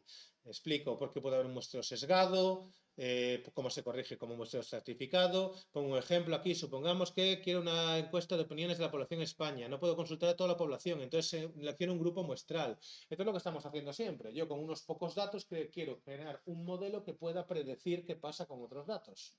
¿No? Entonces, si solo se utiliza el azar, podría darse por casualidad, es muy raro, ¿no? Aquí también hay una cuestión, que todos los encuestados fueran hombres. Y entonces tendríamos un sesgo, tendríamos los datos de lo que le gustan a los hombres y no estaríamos teniendo en cuenta lo que le gusta a las mujeres, ¿se entiende? Si yo simplemente voy al azar, normalmente cuando pasa esto no pasa por azar. Aquí se puede dar, en este caso, por entender nociones básicas de metodología de la ciencia. O sea, vale, 1000 personas, bueno, 1000 personas. Si todas, a ver, sí me puede salir que casi todas, ¿vale? Aquí digo todas, exagerando. Que casi todo mi grupo muestral, por lo que sea, son hombres o mujeres, pongo hombres y mujeres porque además es algo que sabemos que en España están más o menos distribuidos a la mitad de la población, son hombres y la mitad mujeres, más o menos. Bien, entonces, me sale no representativo de eso. Tengo que analizar, es posible que haya tenido un sesgo en mi elección. Es posible que haya buscado a los voluntarios en algún sitio que ya esté particularmente masculinizado, lo que sea. Estoy introduciendo un sesgo en mi modelo. ¿Vale? En las fases previas estoy eligiendo, puede que esté eligiendo mal los datos o no. Puede que lo que quiera predecir, el sexo de la persona, sea totalmente irrelevante. Aquí está el análisis del problema. ¿Entendemos? A veces va a ser muy importante que yo tenga un muestreo correcto de lo que quiero representar. Esto, bueno, la cuestión de sexo históricamente es un caso típico de estudios en universidades de Estados Unidos, bueno, lo típico, estudios científicos que se hacían en la universidad con voluntarios que eran propios alumnos cuando mujeres casi no estudiaban o en el caso de Estados Unidos la cuestión racial, casi no había en las universidades, las conclusiones que tú sacabas las extrapolabas a toda la población pero realmente estaban sesgadas. Y los casos, hay un caso reciente, no estoy muy al tanto, vamos, hay quien lo critican en cuestiones de salud, por ejemplo, los síntomas de los infartos, que creo que son muy distintos para mujeres y esto se sabe desde hace relativamente poco. No estoy seguro, leí algo sobre eso, ¿vale? Este tipo de cosas, sabéis que hay bastante, se están señalando bastante hoy en día. Pero sí, evidentemente sucede. Evidentemente, en temas médicos con cuestión racial o cuestión de sexo estaban muy sesgados por eso, porque muchos de los estudios académicos se hacían en universidades y las universidades hace X décadas, en la inmensa parte de la población eran hombres blancos en Occidente. Entonces ahí tenemos sesgos básicos. Otro problema habitual es simplemente que mi grupo muestral sea muy pequeño, un muestreo demasiado pequeño. A lo mejor yo no puedo sacar conclusiones si tengo muy pocos datos. ¿Sí? ¿Qué tal? Vale. Nociones básicas de cómo hace ciencias. Entonces ahí sesgos, ¿vale? Bueno, y aquí nos detalla un ejemplo de cómo discretizar para tener presente, explico en detalle cómo tener presente ejemplos de muestras de todos los, vamos a llamarlo, franjas de salarios. ¿Por qué de salarios en concreto? Porque previamente, no sé si aquí ya lo vimos, no, las correlaciones... ¿Dónde vi las correlaciones? No, las correlaciones... Ah, bueno, no, aún no me adelanté, ¿vale? Porque aquí, bueno, las cosas no siempre se puede hacer en el orden, entonces para que tenga el sentido didáctico no es el mismo que canalizarías. En el análisis exploratorio de datos, creo recordar que por aquí en algún lado, donde visualización de datos geográficos no, buscando correlaciones, ¿vale? ¿Sabemos lo que es una correlación? Es importante. ¿Qué es una correlación? Una relación de un dato con otro. Bueno, correcto. ¿Cuánto un dato se relaciona con el otro? Es parecido a lo de la linealidad que hablábamos antes, o sea, solo que puede ser inversa. Bueno, sí, la verdad es que ahora mismo me entra la duda de la relación entre los dos conceptos. El caso es, ¿cuánto correlaciona algo? Es, bueno, cuánto de predictivo es ese algo, cuánto tiene que ver con otra cosa. Entonces, una de las cosas más típicas que tenemos que ver es, vamos a ver cuál es la correlación de mis variables de entrada con mi variable objetivo. Y las puedo, con esta línea, por ejemplo, aquí saco con esto saco una matriz de correlación y con esto puedo coger la correlación con mi variable objetivo y ordenar los valores, ¿vale? En orden ascendente. Paraos con todas estas líneas, como siempre, intentar entender el código, preguntarle a ChatGPT, oye, ¿qué hace esto? ¿Por qué lo hace? Podéis hacerlo por partes, aquí podríais mostrar esta matriz de correlación, ver cómo es. Hay también formas de ponerla... hay muchas representaciones gráficas. Importante, ¿qué vemos aquí? Bien, median house value tiene una correlación de 1 con median house value. Vale, bien. Pues consigo la correlación es perfecta, lógicamente, siempre pasa. Siguiente, median income, una correlación de 0,66. Cuanto más cercana a 1, más correla. Cuanto más cercana a 0, o a 1 o a menos 1, que sería una correlación perfecta inversa, ¿vale? Cuanto más cercano a 0, menos tiene que ver. Si yo tengo una columna con una correlación de 0, a lo mejor puedo descartarla, no vale para nada, va a introducir ruido. Aquí tengo alguna duda, de nuevo, afirmación en la que podría equivocarme, pero hasta donde yo entiendo es así. Entonces, esta claramente es la que más correla, por tanto, la más predictiva. Si yo tengo que elegir una de ellas porque no me da, bueno, no que sé, por las limitaciones que sea, es importante que no pierda ese valor. Esa columna no la puedo perder, ¿vale? Si tengo una que no correla casi nada, que es 0,0, bueno, en general aquí tenemos unas que correlan poco, ¿vale? Bien, si tengo una que correla muy poco y además está llena de valores no disponibles que tengo que ver qué hago con ellos, me puedo cargar esa columna. Vale, y probablemente sea la mejor opción para no sesgar otras cosas. Porque con los valores disponibles, como ya veremos, me adelanto, o les das algún valor imputándolo y entonces te estás inventando datos y eso siempre es peligroso, o eliminas la fila o eliminas la columna. Son las tres opciones que vamos a ver. Entonces, ahí hay que valorar. Si yo elimino filas y los otros datos son muy importantes y esa columna es muy poco importante, es una mala idea, es mejor cargarme la columna.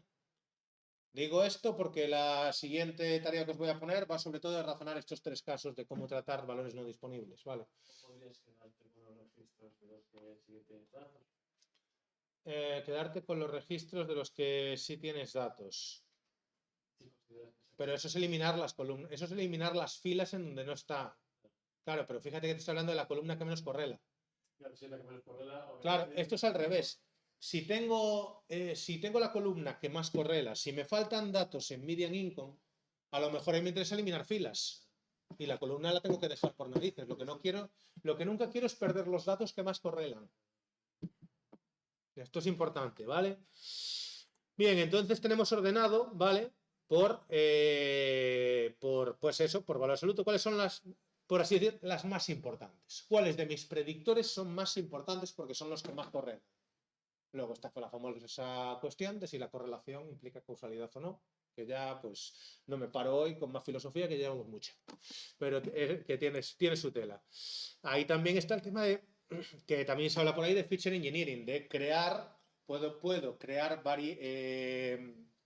columnas o predictores nuevos mezclando los que ya tengo, que a veces tienen un sentido, porque yo aquí hay un conocimiento de dominio, yo aquí tengo una idea de cómo se relacionan, o si no tengo a alguien que me asiste, que domina el mercado inmobiliario y me dice, es que esto tiene que ver con esto, es que a lo mejor puede que alguna de estas variables tenga una correlación muy especial con otra que hace que aquí correle menos, pero realmente sí sea importante. Y aquí la cosa se empieza a complicar. Y eso es lo apasionante del análisis de datos. Que de hecho, aquí lo simplifiqué, pero lo dicho, esto la correlation matrix la podéis mostrar entera. Creo que esto se podrá ejecutar todo sin problema, a ver. Uy, es que claro, está printeando las cosas gráficas arriba. A ver si no... Vale, ahí estamos, vean. Y entonces que tengo una matriz entera con una diagonal de unos, porque lógicamente cada uno correla con sí mismo, ¿vale? Pero yo aquí tengo las correlaciones no solo con el... No me quedo en la primera capa, ¿vale? Veo las correlaciones de terceros elementos. Cuando se habla de eso de que correlación no implica causalidad, es que yo, median income, a lo mejor parece súper predictivo, pero no es porque sea predictivo. A lo mejor es que tanto esta como esta tienen un tercer elemento de causa que causa las dos. ¿Me entendemos? Entonces, hay varios, tenéis por ahí dibujitos famosos, si buscáis correlation causation, de la falacia explicada, los posibles casos en los que no es causal, sino es por terceros factores. Entonces, yo aquí puedo ver correlaciones con otros elementos, ¿vale? De nuevo, pues eso, aquí estoy dando una explicación, todo esto detallada, para que luego pues os quedéis con lo básico y apliquemos lo básico, pero esto ya digo, aquí se abre un mundo pues apasionante y muy complejo y de eso. Bien. Bueno, esto da igual que no pasaría nada. Vale, volviendo para atrás entonces. Estratificar, pues esos sesgos, tal. Entonces aquí explica despacito cómo convertir esto es discretizar. Esto es lo que tenía antes en una variable continua, la convierto a 5 bins, cestas, 5 cestas. De hecho, se usa el concepto de este bin con la función de pandascat.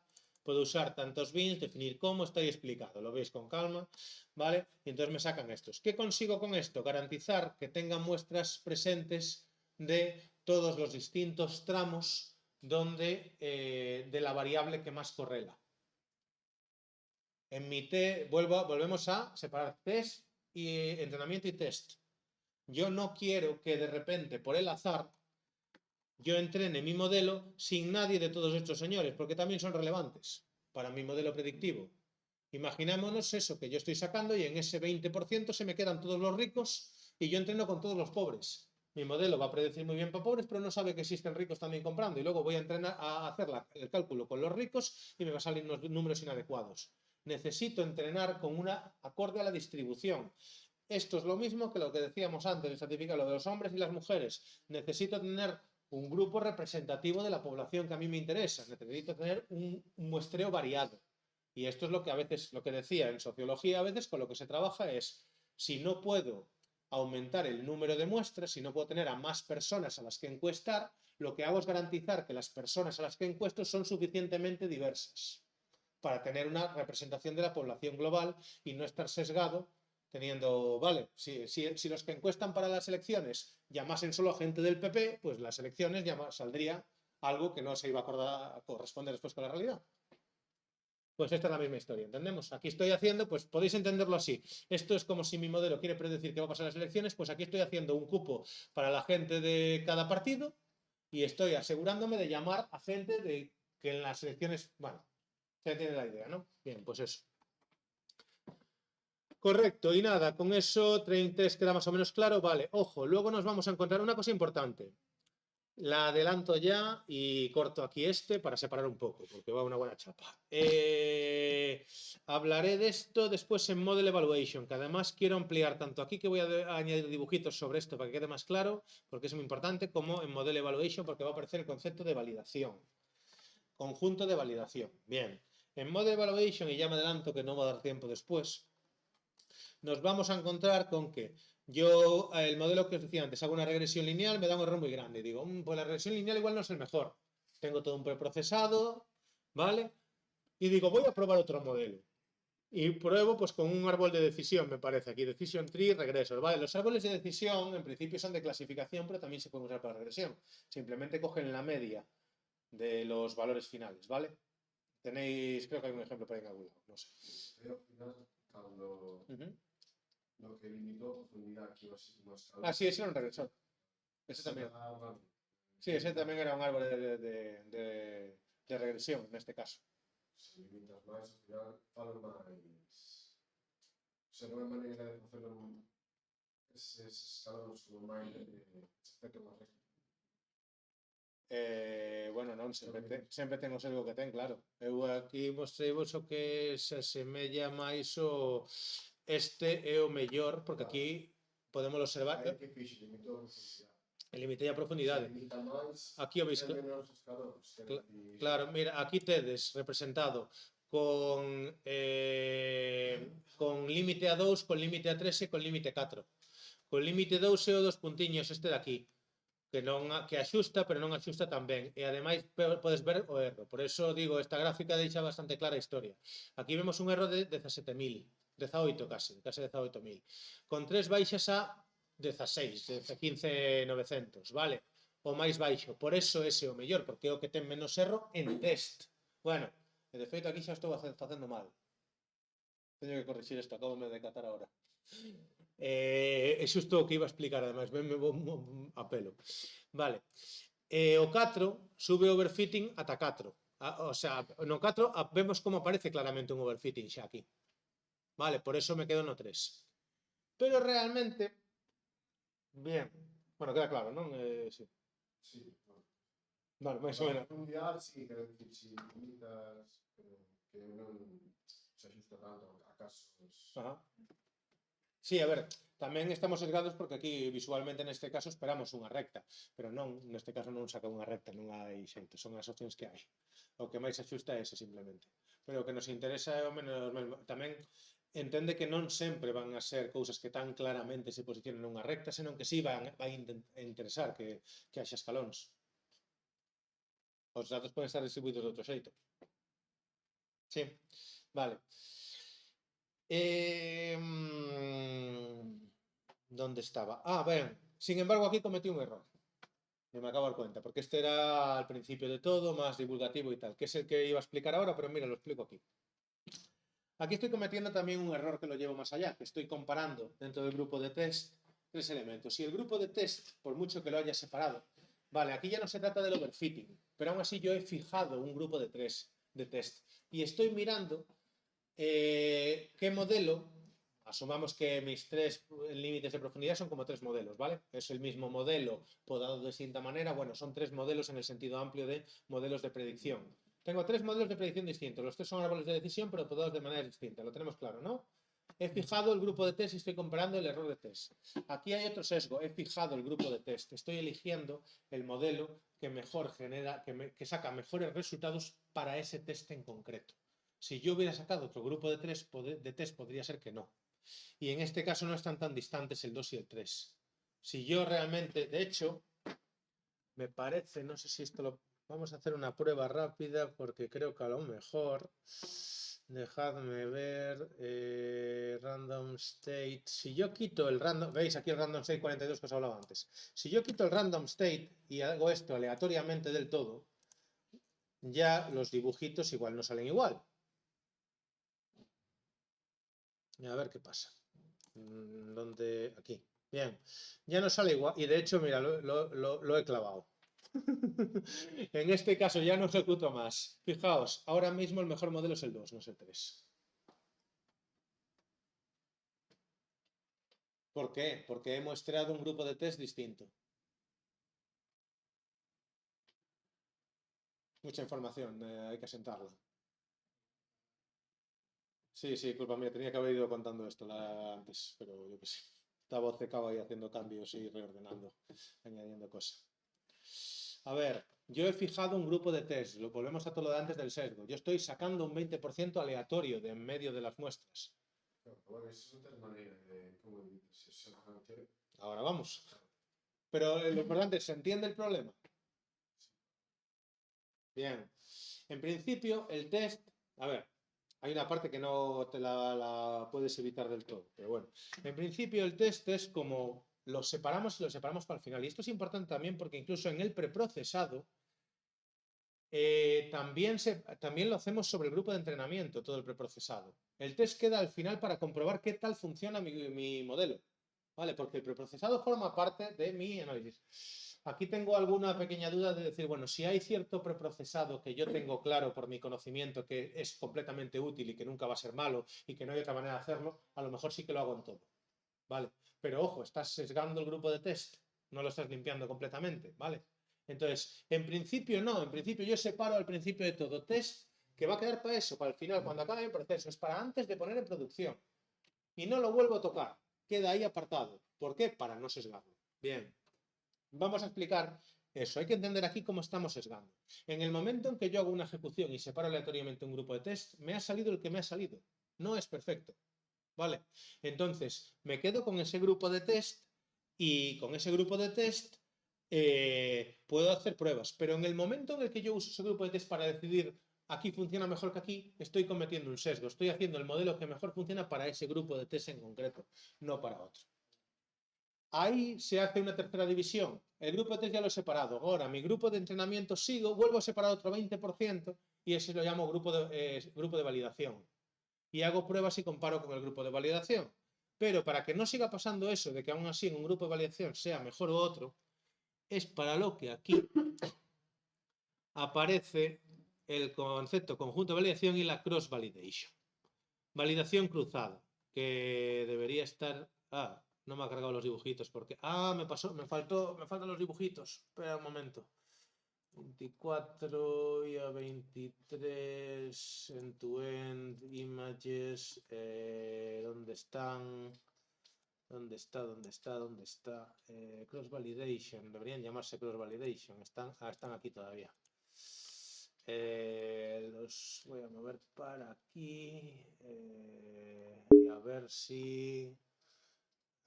vale, no, ya sé. Lo que pasa es que lo tengo que corregir aquí. Esto. Imagen. Es que el año pasado metí todo en data y estoy corrigiendo. Vale, ahí estamos. Entonces, en cross validation, ¿qué hacemos? Fijaos, el test quedó separado. Y ahora de entrenamiento, separo un grupo de validación, pero creo 10 separaciones distintas y recorro en bucle. Testeo en bucle y calculo la media. 10 con las que sean, no tienen que ser 10, ahí decido yo el K adecuado. Entonces evito este problema que acabo de tener ahora. Básicamente, simplificando mucho el salto, lo que estoy haciendo es, aquí es como si ejecutara 10 veces con 10 selecciones aleatoriamente y de estos errores me quedara con la media. Y entonces ya estoy ajustando más. O sea, el grupo dentro del grupo de test. Esto. O sea, separas el test en 10. Fago esto. Separo, imagina, entrenamiento e validación. Test xa quedou separado para outro. Entrenamiento e validación. E comprobo, entreno con entrenamento, comprobo que tal vai para validación. Anoto ese número. Multiplico el cómputo una barbaridad. Pero volvemos a lo de antes, el trade-off entre conseguir mejores modelos, claro, y que podamos computarlos antes de que se acabe el mundo.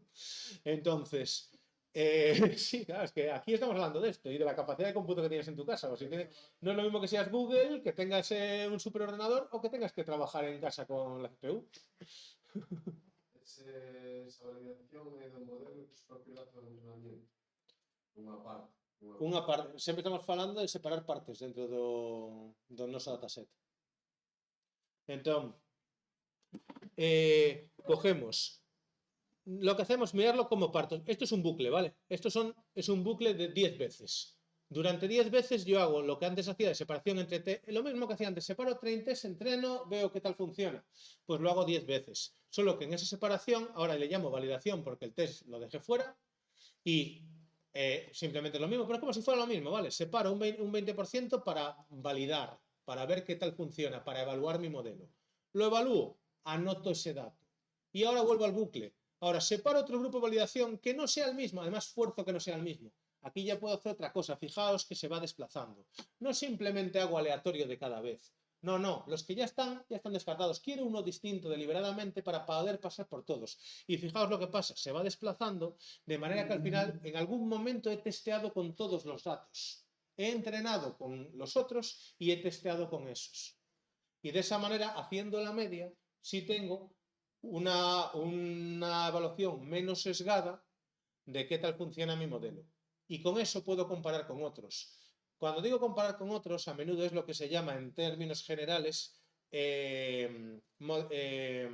ajuste de hiperparámetros. ¿Vale? Que además voy hasta aprovechar para ajustar hiperparámetros. ¿Vale? Hiperparámetros al final es las... a ver, en estos modelos no tiene tanto sentido, se ve más claro en el concepto en redes neuronales. En redes, es importante diferenciar parámetros e hiperparámetros, ¿vale? Parámetros, lo que explicaba antes, son los numeritos que se ajustan. Hiperparámetros es cuántas neuronas tengo, cuántas capas, ¿vale? Dentro de cada neurona hay dos parámetros, el sesgo y su peso. Bueno, o los que sean, pero tenemos eso, tenemos los parámetros, pero los hiperparámetros son la arquitectura. ¿Qué modelo uso, vale? A priori. El árbol de decisión tiene más o menos profundidad, es un hiperparámetro, no es un parámetro. Los parámetros son los que se ajustan en el entrenamiento. ¿Entendemos? Vale. Bueno, pues tenéis dos diagramas distintos que ayudan a explicar eso. Aquí se ve más claro, ¿vale? Aquí, por ejemplo, con K4 tengo 4 iteraciones. Cojo este entrenamiento y este test. Ahora cojo esto como entrenamiento y este test. Y al final el test pasa por todos. Calculo la media, veo qué modelo funciona mejor, produzco el modelo final y entonces ejecuto sobre el modelo de test para tener una referencia de así de bien funciona. ¿Se entiende? Bien. El problema, o sea, a fecha, porque se pasó antes de cambiar su grupo de test, funcionou mellor outro modelo, Sí. O sea, podes pasar, o sea, non solucionas con isto. Porque... Sí, porque estou comparando na fase de validación. E a validación está pasando por todas, estou me quedando coa media de todas as execucións. É como se executo 10 veces o de antes e vou anotando e quedome co que en media é mellor. Bueno, que se, antes de cambiar a su grupo, o sea, iso falo por a validación dos propios datos de entrenamiento. A ver, quedou apartado antes. Sí, pero a lógica é a mesma. Pensa así, pensa como... Esquece por un momento que existe o test, logo volvemos a recuperalo. O que xa explicamos de separar entrenamento e test, facemos o mesmo, pero agora facemos o mesmo en bucle movendo o test de sitio. Vale. Claro, que me estaba confundindo iso, que aí aparece, o sea, a variación está facendo un segmento do dato de entrenamiento, porque os propios que... Sí, pero que tamén podes pensar do mesmo xeito que o test son unha parte dos datos de entrenamiento que separamos. É o mesmo, sabes? Ti tes o dataset, separas test, quedanche uns datos. Agora, dentro desos datos, separas validación, faz unha execución. Agora, separas validación, pero noutro sitio, faz unha execución, eso en bucle. Calculas con eso a media dos erros de validación. E eso é máis unha medida máis fiable de como debo ter un modelo para poder comparar con outros e axustar. Sí, a terminoloxía é un pouco lío. Sí? ¿Qué tal? ¿Dudas? Pues esto, a ver, una parte, me acabo de saltar el preprocesado, ahora vemos si hablamos de él, aunque sea, o no sé ya, si rápido. Con esto aquí me he ido ya directamente al modelo de evaluación para que quede claro el concepto de entrenamiento, test y validación, ¿vale? Porque es importante el overfitting. Y aquí tenéis, bueno, cómo se haría con funciones de... Todo esto ya nos metemos con la librería scikit-learn, que es la típica para Machine Learning. Bien. Vale. Vale. Entrenamiento y test está. Análisis exploratorio de datos. Las correlaciones hablado. Bueno, los datos geográficos que pueden tener interés. Ya expliqué el problema de la latitud y la longitud, que no son lineales, hay que ver cómo tratarlos y qué hacer con ellos. Y además eso va a ser relevante para la parte de tratamiento de valores categóricos, porque una de las categorías, la única categoría que teníamos era la distancia a la costa. Ese es un dato categórico que tenemos, que no es lineal y que hay que convertir a números. Ahí es donde entraría one-hot encoding. pero ya lo expliqué al principio del vídeo, ¿no? Y lo expliqué en el anterior, entonces, pues más o menos. Pues, venga, lo vemos rápido, ya va todo en un vídeo, aunque sea largo, porque separar en dos veo que no me va a dar tiempo a explicarlo otro en detalle, a ver cómo sale. Yo creo que ya adelanté muchas cosas. Aquí está la parte de que os decía antes también de combinar atributos, ¿vale? Feature engineering. Esto, por ejemplo, es algo pues, que con redes neuronales ya no se hace, ya le chantas todo y ya está, pero tradicionalmente, por esta parte toda que estamos viendo hoy es más análisis de datos, ¿vale?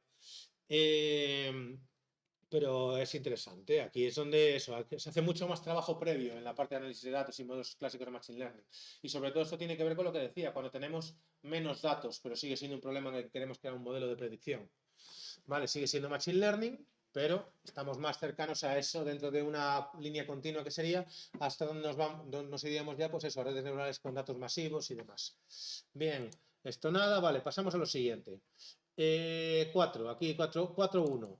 Valores perdidos, lo que os decía, mirároslo con calma, está bastante explicado y esto va a tener importancia en la siguiente tarea que os voy a pedir, pues hacer esto y luego hacer un modelo y comprobarlo, pues hacer un ejemplo, lo mismo que esto, pero evidentemente más simplificado. Este ejemplo está súper explayado para ir explicando las cosas, ¿vale? Pues con otro dataset. Bien, entonces, preprocesamiento aquí. Guardamos la variable independiente, la variable pendiente, ¿vale? Analizamos, identificación de valores no disponibles, lo que hacíamos antes. Bueno, is null, lo comento aquí, es un alias de isNA. Esto da igual, se puede hablar de null. Aquí hay un detalle importante que no es lo mismo un valor a null, lo voy a comentar alguna vez. No es lo mismo un valor a null, no es lo mismo un valor perdido, no es lo mismo un valor que deliberadamente se ha puesto a null. ¿Vale? Puede tener significados, pero bueno, esto es profundizar bastante. O sea, típicamente en la mayor parte de casos se habla de not available, de ahí lo de NA, de null, como en lenguajes de programación en general, o de no disponible, ¿vale? O missing, perdido.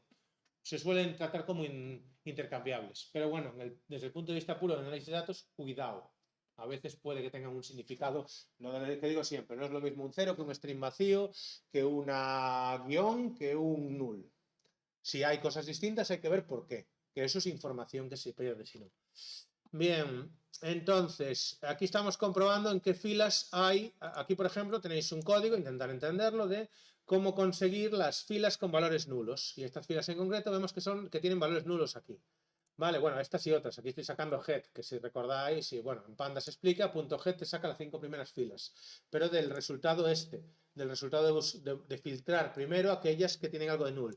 Estos ejemplos, lo que se está haciendo aquí está explicado en los ejemplos de Pandas, ¿vale? Esto es filtrado con Pandas. Bien. Y aquí lo único que hay que entender es lo que os decía antes. Eliminación de valores de filas. Es lo más sencillo, pues podemos cargarnos todas esas filas. Es una opción. Es problemático porque estamos eliminando información, especialmente si hay muchos predictores, ya que para solventar el problema de ciertos nulos estamos perdiendo la información de las demás columnas. ¿Se entiende esto? Cuando yo me cargo en este caso tenemos una única, los nulos están siempre en una única columna. Cuando yo me estoy cargando esas filas, me estoy cargando el resto de las columnas, incluida aquella que más correlaba. Estoy perdiendo información útil.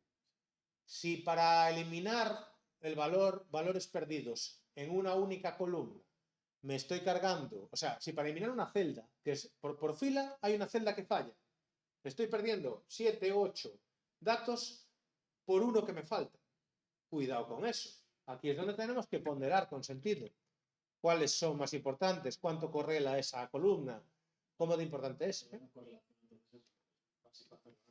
Claro. Aquí ya nos hemos vuelto a poner en orden. La parte de correlación la vemos en análisis exploratorio de datos, en el 3, y esto es en el 4.1, tratamiento de valores perdidos.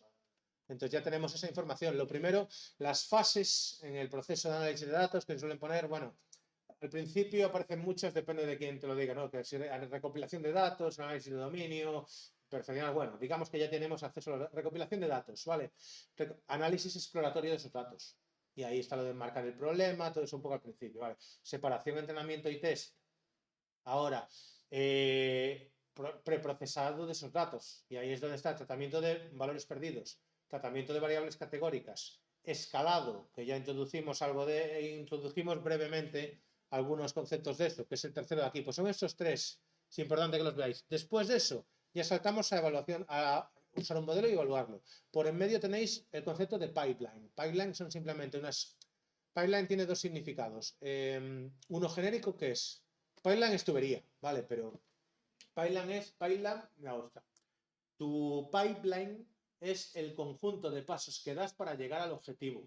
Tu modelo, tus datos entran por un lado de la tubería y salen por otro, ¿vale? Pues ¿cuántos tramos hay en tu tubería? Esa es la metáfora que se usa. ¿Qué pasa? Tiene otro significado más concreto, que es el concepto de la clase pipeline de scikit-learn, que es una clase que nos sirve para definir un pipeline. Lo cual es útil porque como los elementos de test le vas a hacer pasar por los mismos procesos que los de entrenamiento, claro, aquí estamos con el notebook muy bonito, pero luego tú lo tienes que poner en producción esto también un fichero, un .py y tal. Entonces, tú, mientras vas probando cosas, vas definiendo un pipeline, que es un objeto, y aquí es donde entra la importancia de haberse visto un poquito orientación a objetos. Bueno, en pipeline lo vemos directamente aquí. Aquí en la evaluación del modelo, esto es un dibujo de un pipeline. Vale, para Bedroom se va a imputar, que es otra de las opciones que hay, dije eliminación de filas, eliminación de columnas, imputación de valores. Darle un valor, inventarnos un valor, evidentemente en base a unos criterios. Aquí hay un simple inputer que utiliza la mediana. Le vamos a decir que cuando no haya un valor, le metemos la mediana. Después hay un function transformers, que en esto, bueno, eso es para calcular feature engineering, para hacer ratios, para generar features nuevas en función de las que había. Eso es lo que está explicado, que pasé un poco por encima, miraros con calma. ¿Dónde coño estaba yo? Aquí, combinando atributos, ¿vale? Feature Engineering, cómo crear atributos nuevos que puedan correlar más que los que teníamos. Y aquí se está viendo todas las correlaciones. Vale. Esto ya no sería estrictamente análisis exploratorio de datos, pero bueno, la estructura es difícil de hacerla bien. Tendré otra cosa a corregir. Sí que puedes a lo mejor crear datos en base a otros dos parámetros. Claro. Por lo que decían. ¿Cuántos baños tiene esa casa? Si tiene tantas habitaciones, normalmente tiene tantos baños. Algo así. Tal cual es uno de los que se hace, es la relación entre bedrooms ratio, bedroom ratio correla mejor que el número de habitaciones o dormitorios. Lo que estamos viendo es el número de dormitorios con respecto al número de habitaciones totales. Tal cual. ¿Sabes de esto? Te veas así. No, pero, a ver, yo es que mi trabajo sí que tengo que hacer análisis de datos. Claro. No, o sea, nunca lo he estudiado así, pero al final como trabajo constantemente con eso, pues más o menos tengo en la cabeza ese tipo de cosas. Correcto. No dejes de aportar cosas en base a tu experiencia que puedan ser útiles, que seguro que de alguna pues sabes más que yo. Y nada, y luego después se escalan todos. ¿Por qué se escalan todos? Esto pasamos brevemente por ello y tengo pendiente subir un ejemplito más sobre esto, que lo que decíamos, esto se ve muy claro en KNN, por ejemplo, porque depende del modelo, algunos modelos son susceptibles a la escala. Este modelo de aquí que me coge aquí tengo X1, X2, dos features, ¿vale? Y yo calculo los tres más cercanos. Pero claro, si esto está en miles, si esto está en ceros, o sea, si esto es 1, 2, 3, pero esto es 1000, 2000, 3000, la distancia que hay entre este punto y este de aquí, pues en horizontal, o por ejemplo, entre este y este, fijaos, este punto y este punto de aquí podríamos contar 1, 2, 3. Hay una distancia de 3. Sin embargo, con este, que claramente está más cerca, solo en vertical habría pues 1000, 2000, 3000. Haría que en ciertos modelos, si tú no escalas y no pones todo en la misma escala, va a hacer que una de las features se vuelva mucho más predictiva, eclipse a las otras. De eso se usa shadow, el concepto de ensombrezca a las otras. ¿Entendemos la lógica? Por eso escalamos. Escalamos en algunos modelos, no importa, hay modelos que no son susceptibles que no les importa. La regresión lineal le da igual, no necesita que esté en la misma escala. Como ya vimos, no pusimos los salarios y lo otro en la misma escala. Pero hay modelos que sí. Hay modelos como KNN donde la escala importa. ¿Vale?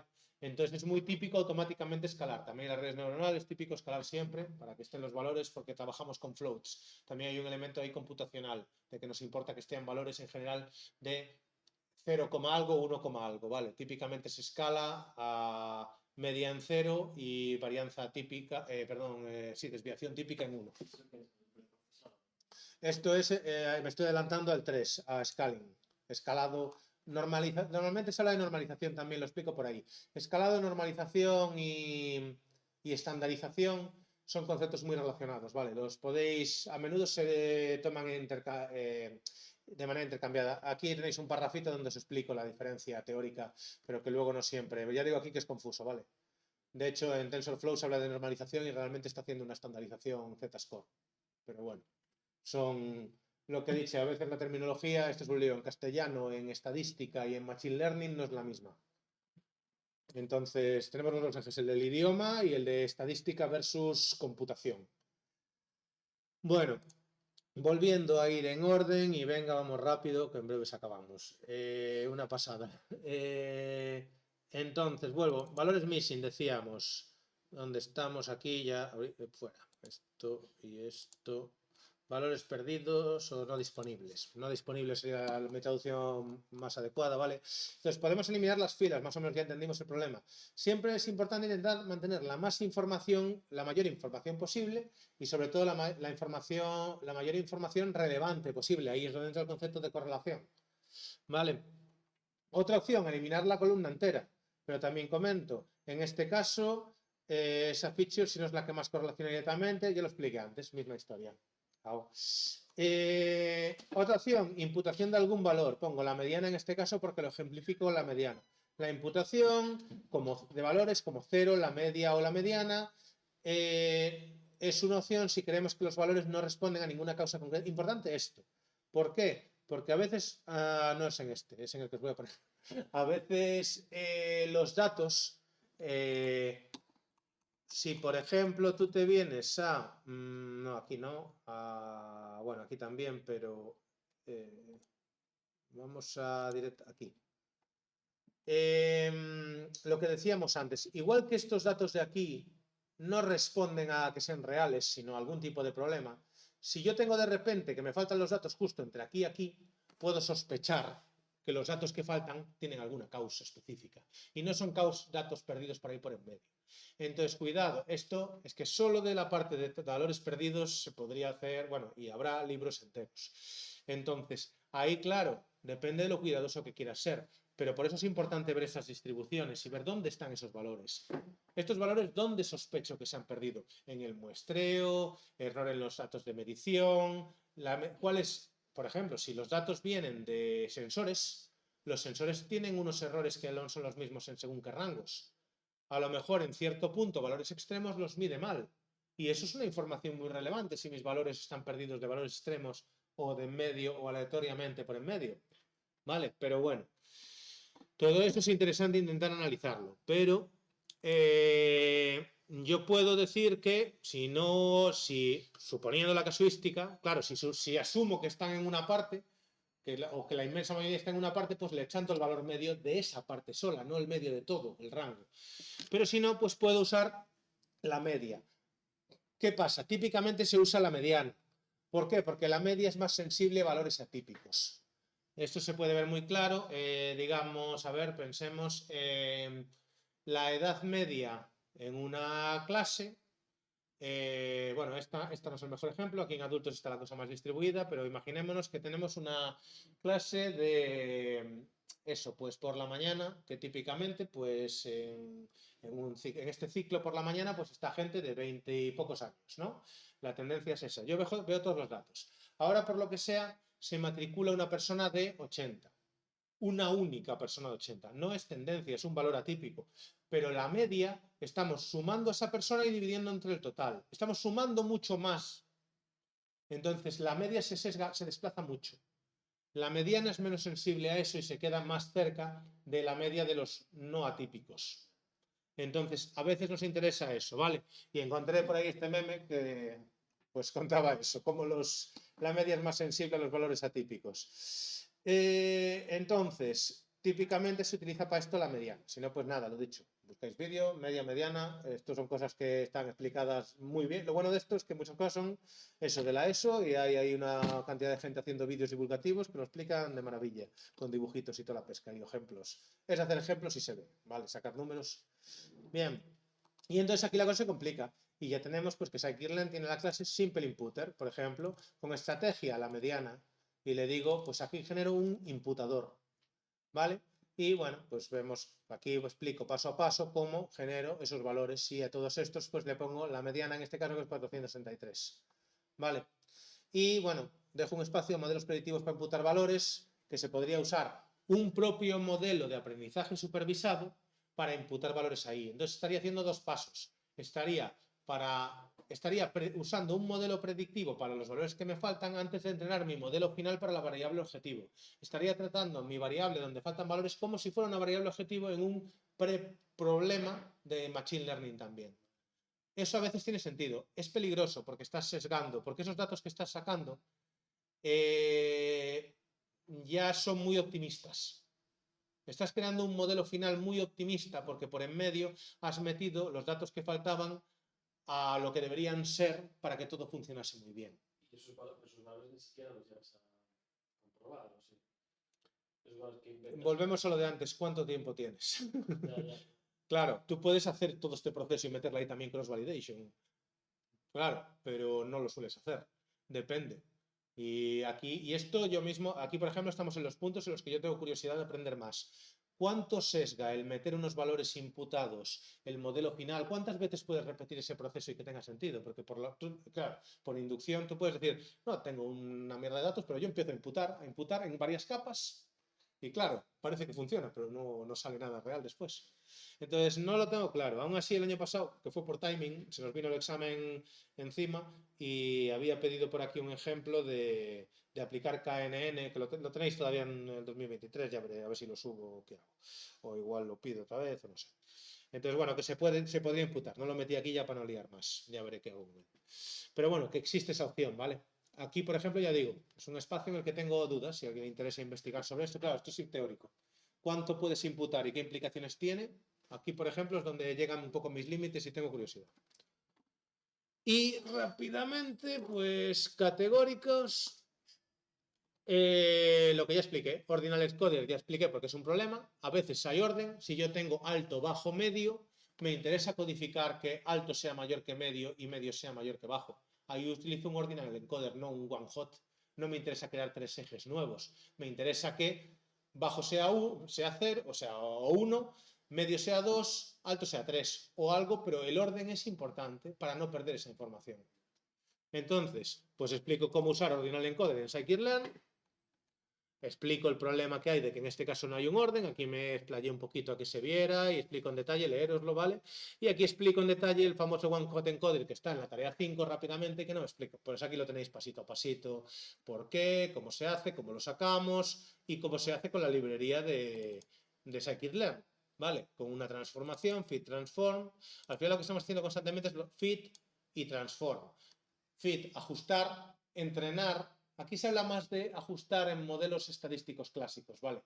Más que entrenar, que se usa más en redes neuronales. Porque realmente, por la lógica que decimos antes, la recta de la regresión lineal la estamos ajustando, no la estamos entrenando.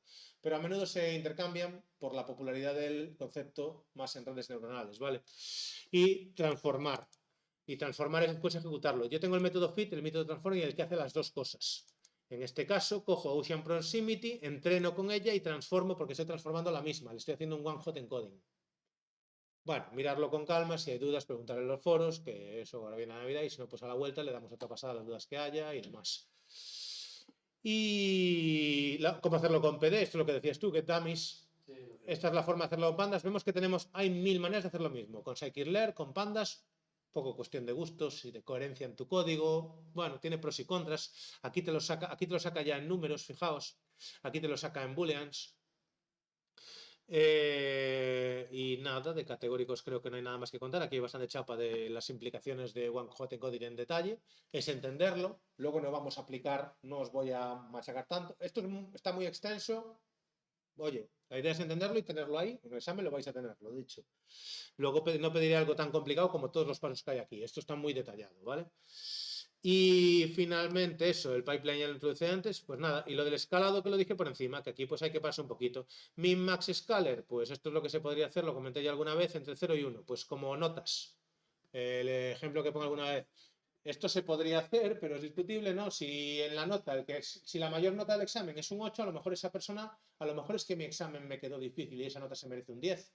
Pues aquí estoy escalando entre 0 y 1, que podría ser entre 0 y 10. Si la nota, por la misma lógica, si la nota más baja es un 4, es que el examen igual, pues igual esa persona se merece un 0. Estaría proyectando, ¿vale? Es una forma de escalar.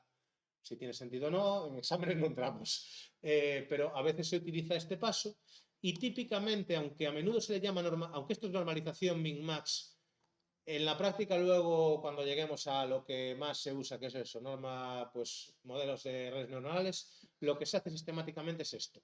Que aquí se llama, por eso digo puse en los párrafos explicando que la terminología es confusa. Scikit-learn habla siempre de escaladores, scalers. Esto en TensorFlow se llama normalización. Y aquí es donde cuando hablábamos de los famosos números de la varianza y la media de MNIST, que se encuentran por ahí en los ejemplos de TensorFlow, vale, espera, TensorFlow MNIST.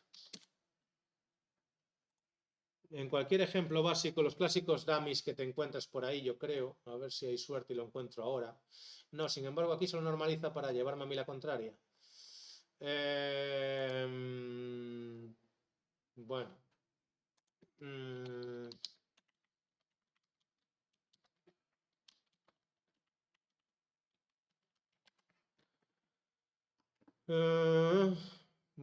Este es el del otro día, o es el que acabo de abrir. Este es el que acabo de abrir.